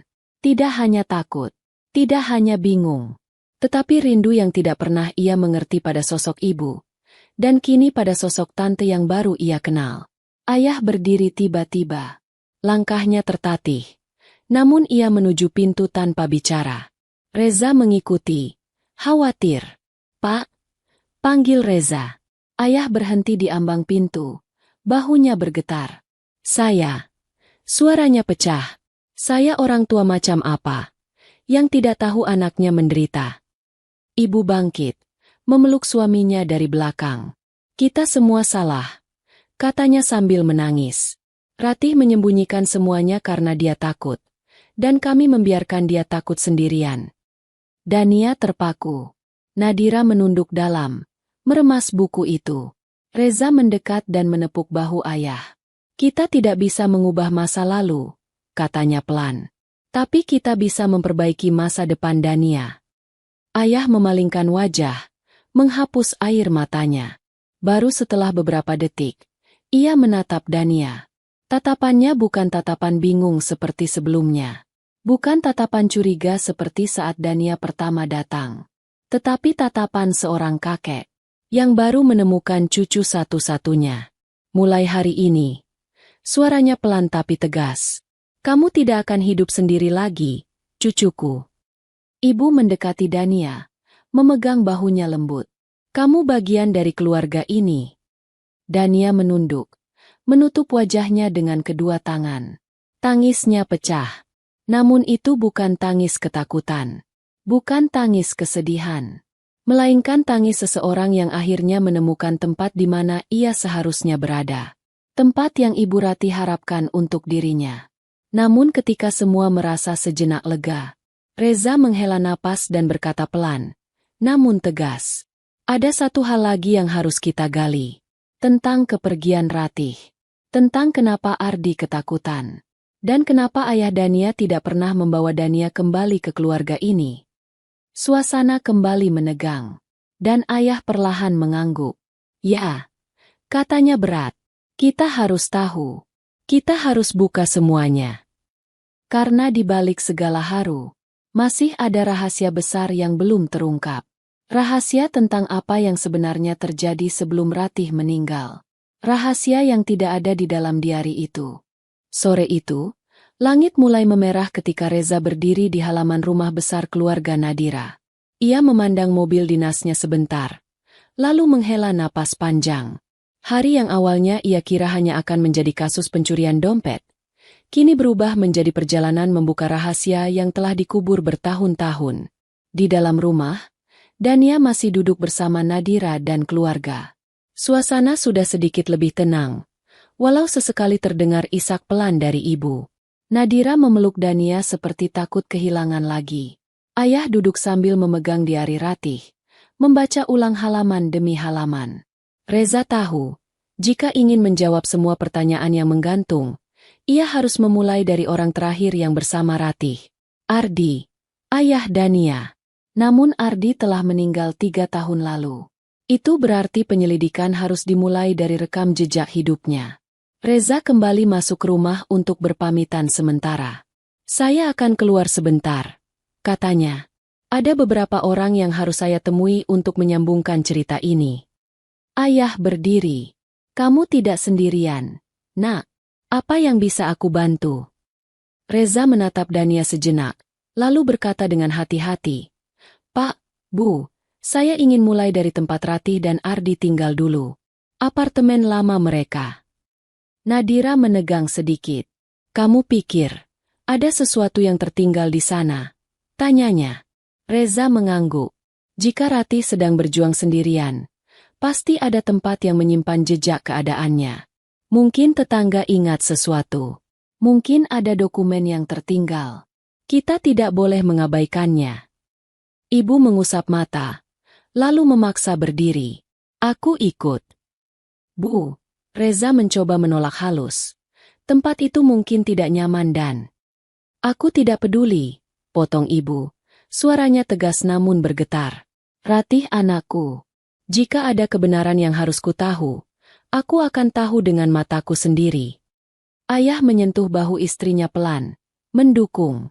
Nadira menatap Dania. Dania, kamu mau ikut, atau kamu mau tetap di sini? Dania bingung. Rumah besar ini menakutkan, namun pergi ke tempat lama ibunya juga menakutkan. Ia menggenggam tasnya, lalu berbisik. Saya ikut, kalau Paman Reza ada. Reza tersenyum lembut. Aku ada, Dania.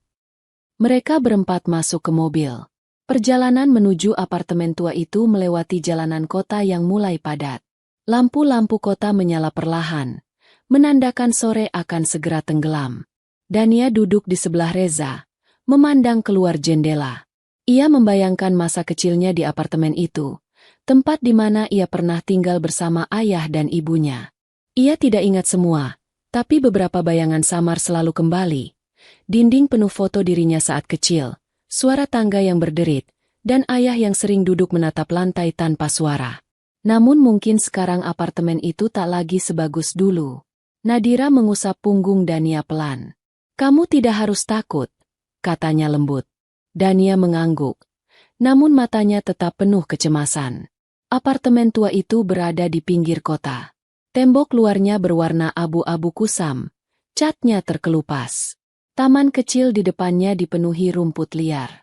Tempat itu tidak terlihat seperti tempat seseorang seharusnya membesarkan anak. Tetapi itulah tempat Ratih dan Ardi pernah berjuang bersama. Saat mereka naik tangga sempit menuju lantai 2, Reza memimpin di depan. Tangga itu berderit setiap kali diinjak, seolah menandakan bahwa puluhan kenangan lama masih tertinggal di sana. Di depan pintu, Reza mengetuk pelan. Seorang pria tua membuka pintu, mengenakan kaos pudar dan celana panjang longgar. Kerutan di wajahnya menunjukkan usia yang tidak lagi muda. Pak Sarmo. Reza bertanya sopan. Pria itu mengangguk. Iya, siapa ya? Aku Reza, polisi yang dulu sering datang memastikan keamanan sekitar sini. Kami ingin bertanya tentang penghuni lama, Ardi dan Ratih. Tatapan pria itu berubah. Ia membuka pintu lebih lebar dan mempersilakan mereka masuk. Masuklah. Aku ingat mereka. Sangat ingat. Ruangan kecil itu sederhana, namun terlihat nyaman. Aroma kayu tua memenuhi udara. Di meja kayu kecil, ada teh dan kue pisang. Mereka duduk. Dania duduk paling dekat dengan Reza, merasa sedikit aman. Pria itu menatap Dania lama, lalu tersenyum tipis. Kamu, sekarang sudah besar, ya? Dania menunduk. Pria itu menghela napas panjang. Akibatnya panjang sekali. Anak sekecil kamu harus menanggung hal-hal besar. Reza mencondongkan tubuh. Pak Sarmo, kami ingin tahu, apa Bapak ingat sesuatu sebelum Ratih tiada? Atau setelah itu? Pria itu menatap ke langit-langit sejenak, mencoba mengingat. Kemudian ia mulai bercerita. Ratih itu perempuan sangat baik. Selalu menyapa. Wajahnya sering pucat. Tapi ia tetap tersenyum. Aku ingat dia sering pulang malam. Mungkin bekerja keras untuk membantu suaminya. Ibu menahan napas. Pernahkah ia membayangkan putri bungsunya hidup sekeras itu? Ardi, lanjut pria itu. Dia pria baik. Tapi setelah Ratih tiada, dia berubah. Dia mulai jarang keluar. Mulai murung, sering kelihatan menangis diam-diam, dan melupakan putrinya. Dania mengepalkan tangan kecilnya. Ia pernah melihat itu. Ia ingat ayahnya sering duduk di sofa kecil sambil menatap jam dinding tanpa suara. Ada satu malam, pria itu melanjutkan. Aku dengar Ardi menangis sambil memeluk anaknya. Sepertinya Dania masih kecil saat itu. Dia bilang, "Maafkan ayah. Ayah tidak bisa lindungi ibu." Nadira menutup mulutnya. Air mata jatuh. Dania menatap lututnya. Menahan sesak. "Apakah Bapak tahu sesuatu?" tanya Reza. Pria itu menggigit bibirnya. Lalu menjawab pelan. "Ya, ada sesuatu. Tapi aku tidak pernah berani bilang. Karena itu menyangkut keluarga besar." Reza menajamkan perhatian. "Keluarga besar mana, Pak?" Pria itu menunduk lebih dalam. "Beberapa malam setelah Ratih tiada, aku melihat seseorang datang. Wanita muda, rapi, naik mobil mahal." Nadira dan orang tuanya saling menatap. Wanita muda rapi, mobil mahal. Pria itu melanjutkan. Wanita itu berteriak pada Ardi. Mereka bertengkar di depan apartemen. Dan aku sempat dengar. Wanita itu bilang begini, "Kalau kamu pulang membawa anak itu, keluarga akan hancur." Hening. Semua di ruangan itu tercekat. Ibu memegang dadanya kuat. Ayah menunduk. Wajahnya tiba-tiba pucat. Nadira membeku. Dania tidak paham tapi merasakan sesuatu menegang. Reza menelan ludah. "Bapak tahu siapa wanita itu?" Pria itu menggeleng. "Saya tidak lihat wajahnya jelas. Tapi saya ingat satu hal. Dia menyebut Ratih dengan sebutan, adik." Semua menoleh pada Nadira. Nadira langsung menggeleng cepat. Wajahnya memucat. "Bukan aku." Suaranya bergetar. "Waktu itu aku di luar kota. Aku tidak pernah tahu Ratih punya anak. Tidak pernah." Reza menatapnya dalam. Ia tahu Nadira berkata jujur. Berarti, ada wanita lain dalam keluarga. Seseorang yang juga memanggil Ratih, adik. Seseorang yang tidak ingin Ratih pulang membawa Dania. Ayah menutup wajah. Ibu memegang tangan suaminya. Tubuhnya mulai gemetar. Reza menyadari sesuatu. "Bu, Pak, apakah Ratih punya saudara sepupu dekat? Kakak tiri? Atau perempuan yang sering bersama keluarga saat itu?" Ayah menghela napas panjang. "Ada." Ibu menutup mata. Menangis. "Benar, ada." Dania bingung. Menatap mereka bergantian. Nadira menggenggam tangannya. Suaranya lirih. "Dania, mungkin ini sulit. Tapi sepertinya ada orang lain dalam keluarga yang tidak ingin ibumu kembali." Reza berdiri. Wajahnya lebih tegas dari sebelumnya. "Kita harus menemui orang itu. Hari ini juga." Ayah akhirnya mengangkat wajah. Menatap Reza dengan mata merah. "Ya." Suaranya tegas penuh tekad. "Kita cari dia. Kita buka semuanya." Dania meremas tas lusuhnya. Untuk pertama kalinya, ia ingin tahu siapa yang membuat ayahnya pergi. Untuk pertama kalinya, ia ingin kebenaran. Apapun harganya. Malam mulai turun ketika Reza, Nadira, ayah, ibu, dan Dania kembali ke mobil setelah dari apartemen tua itu. Langit gelap. Angin dingin bertiup lembut di antara gedung-gedung. Namun hati mereka sama sekali tidak tenang. Suara pria tua tadi masih menggantung di kepala mereka. Wanita itu bertengkar dengan ayahnya. Wanita itu menyebut Ratih dengan sebutan, adik. Itu berarti orang itu berasal dari keluarga sendiri. Dan yang paling menakutkan, Ia datang pada malam terpuruk seorang suami yang baru ditinggalkan istrinya. Dalam mobil, Nadira duduk di kursi depan, menggenggam tangannya erat. Ibu duduk di tengah sambil merangkul Dania, seolah takut Dania menghilang seperti Ratih dulu. Ayah duduk dengan tatapan kosong, memikirkan siapa yang mungkin bertanggung jawab atas semua ini. Reza mengendarai mobil dengan kecepatan stabil, hingga akhirnya bertanya, "Pak, Bu, siapa wanita yang paling dekat dengan keluarga saat itu? Selain Nadira?" Ayah menelan ludah. Ibu menutup mata, lalu menjawab dengan suara hampir tak terdengar. "Ada satu, sepupu mereka, Mira." Nadira menoleh cepat. "Mira? Tapi dia tinggal di luar kota waktu itu."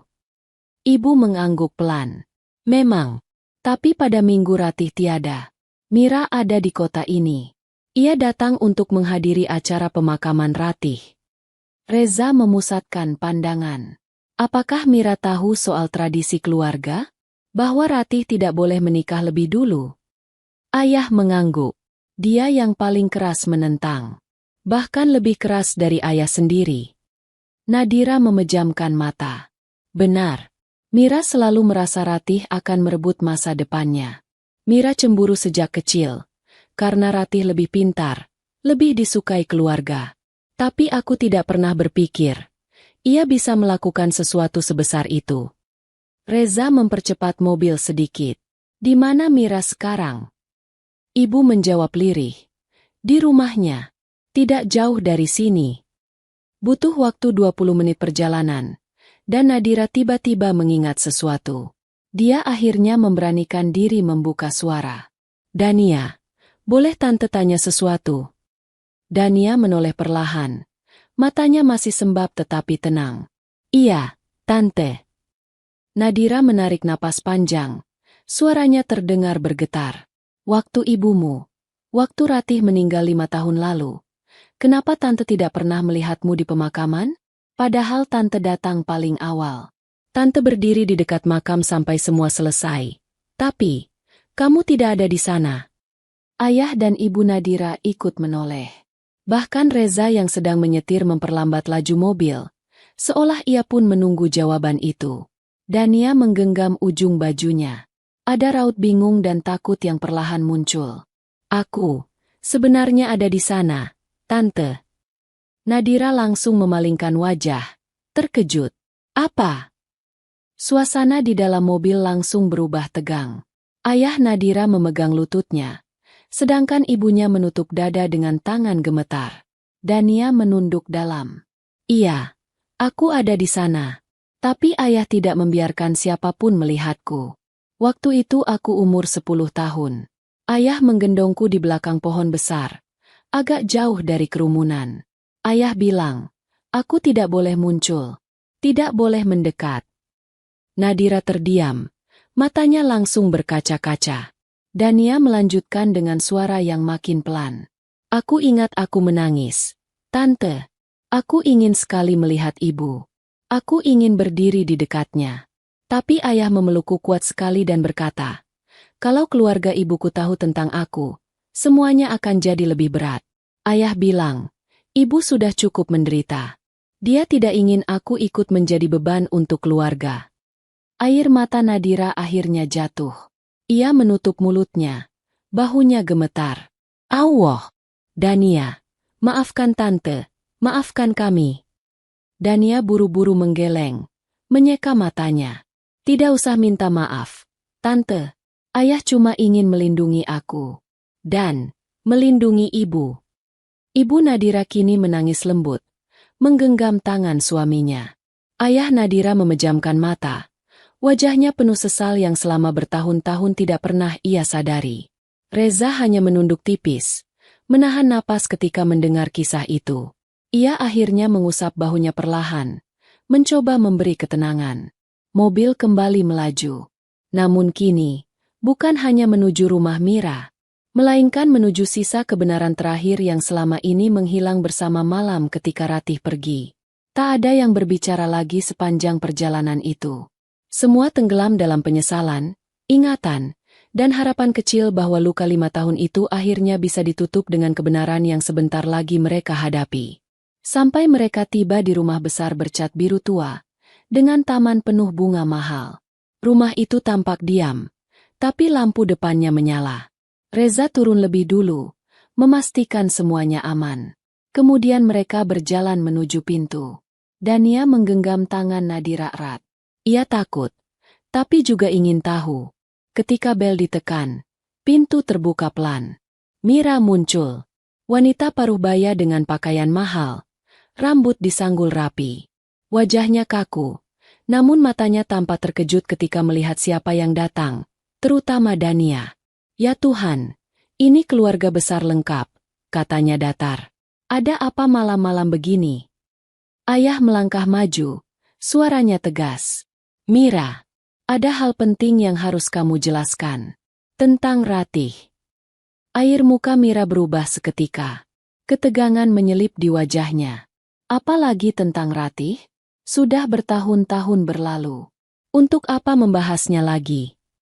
Nadira angkat bicara. Kami ingin tahu apa yang kamu lakukan pada Ardi setelah kematian Ratih. Suasana membeku. Mira menegang. Apa maksud kalian? Aku tidak. Reza maju sedikit. Pak Sarmo, tetangga Ratih dan Ardi, melihat seseorang datang malam itu. Wanita muda, rapi, naik mobil mahal. Ia mendengar kata-katanya. Mira menatap Reza tajam. Apa yang dia dengar? Kalau kamu pulang membawa anak itu, keluarga akan hancur. Sekarang wajah Mira benar-benar pucat. Ia mundur 1 langkah. Tidak, kalian salah dengar. Ayah maju. Suaranya pecah oleh kemarahan dan luka. Mira, kami sudah lama menutup mata. Tapi tidak malam ini. Jawab pertanyaannya. Kamu datang ke apartemen Ardi atau tidak? Mira meremas kain bajunya. Ibu, yang tadi diam, akhirnya angkat bicara. Mira, tolong. Ini tentang cucuku. Mira memejamkan mata. Tubuhnya goyah sejenak seperti ingin jatuh. Kemudian, ia menangis. Tangis itu bukan tangis pelan, melainkan tangis meledak, menandakan rahasia yang ditahannya bertahun-tahun akhirnya pecah. Aku tidak bermaksud menyakitinya, katanya sambil menutup wajah. Aku datang malam itu hanya untuk memperingatkan. Aku cemburu. Aku takut anak Ratih merusak nama keluarga. Dan aku takut dia membuatku terlihat buruk karena aku belum menikah. Nadira menegang. Tidak percaya. Mira menangis tanpa henti. Aku tidak ingin keluarga ribut. Aku hanya ingin dia menunggu. Tapi Ardi keras kepala. Dia bilang dia menikah karena cinta. Aku marah. Aku bilang kata-kata yang tidak pantas. Ibu menangis. Apa kamu mengancamnya?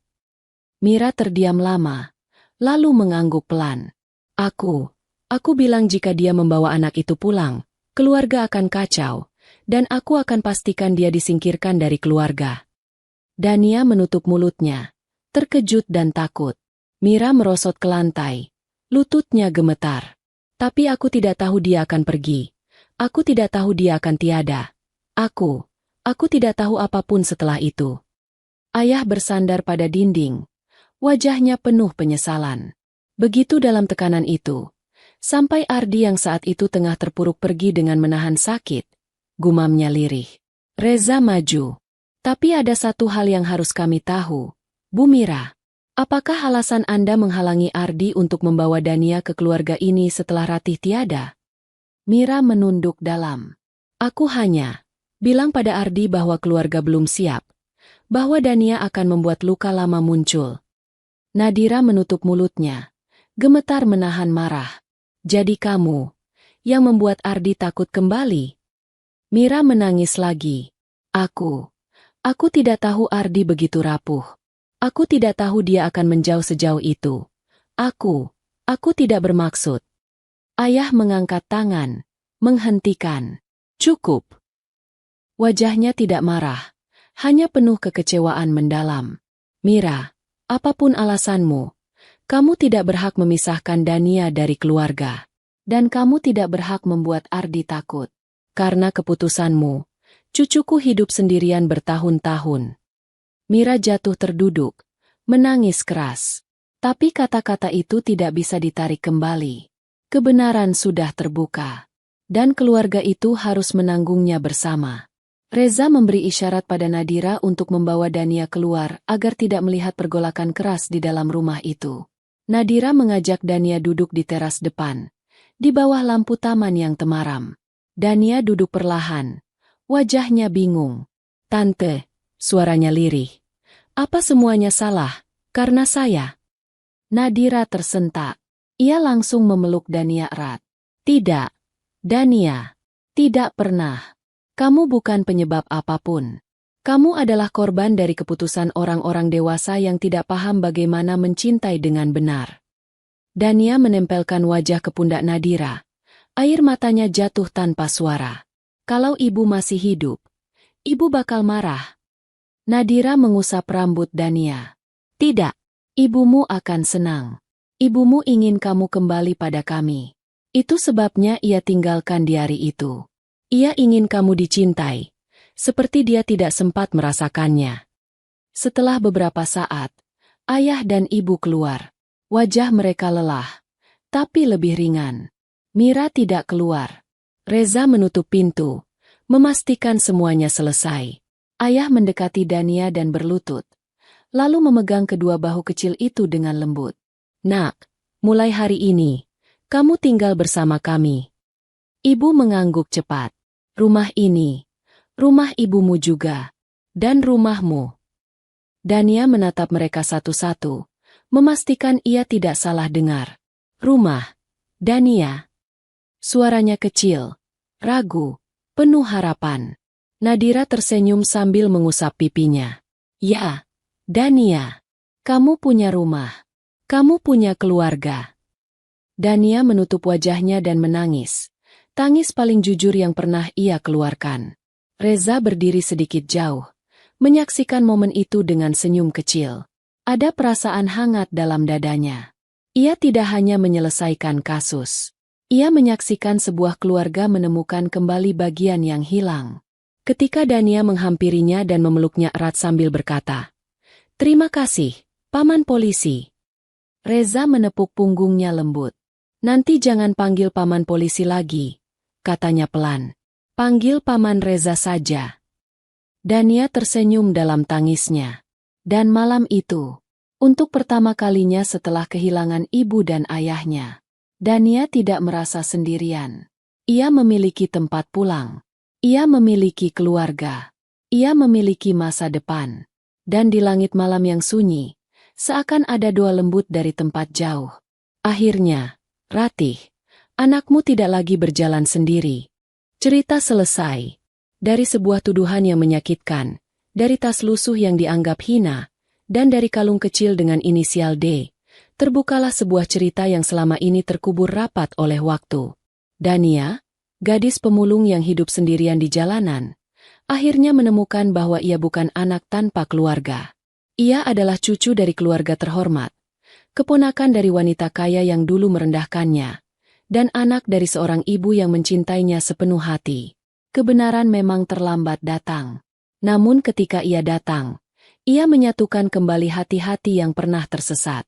Dan di akhir perjalanan panjang itu, Dania akhirnya punya tempat pulang. Tempat yang ibunya inginkan untuknya sejak lama. Sahabat 1000 Kisah Nyata, terima kasih sudah menonton sampai akhir. Sekian untuk cerita hari ini. Nantikan cerita-cerita menarik lainnya, yang akan menggetarkan hati kalian. Jika kalian suka dengan ceritanya, klik like, tinggalkan komentar, dan share cerita ini, agar kami semakin semangat menyajikan kisah-kisah inspiratif lainnya. Sampai jumpa di video berikutnya. Wassalamualaikum warahmatullahi wabarakatuh. Wabarakatuh. Wabarakatuh.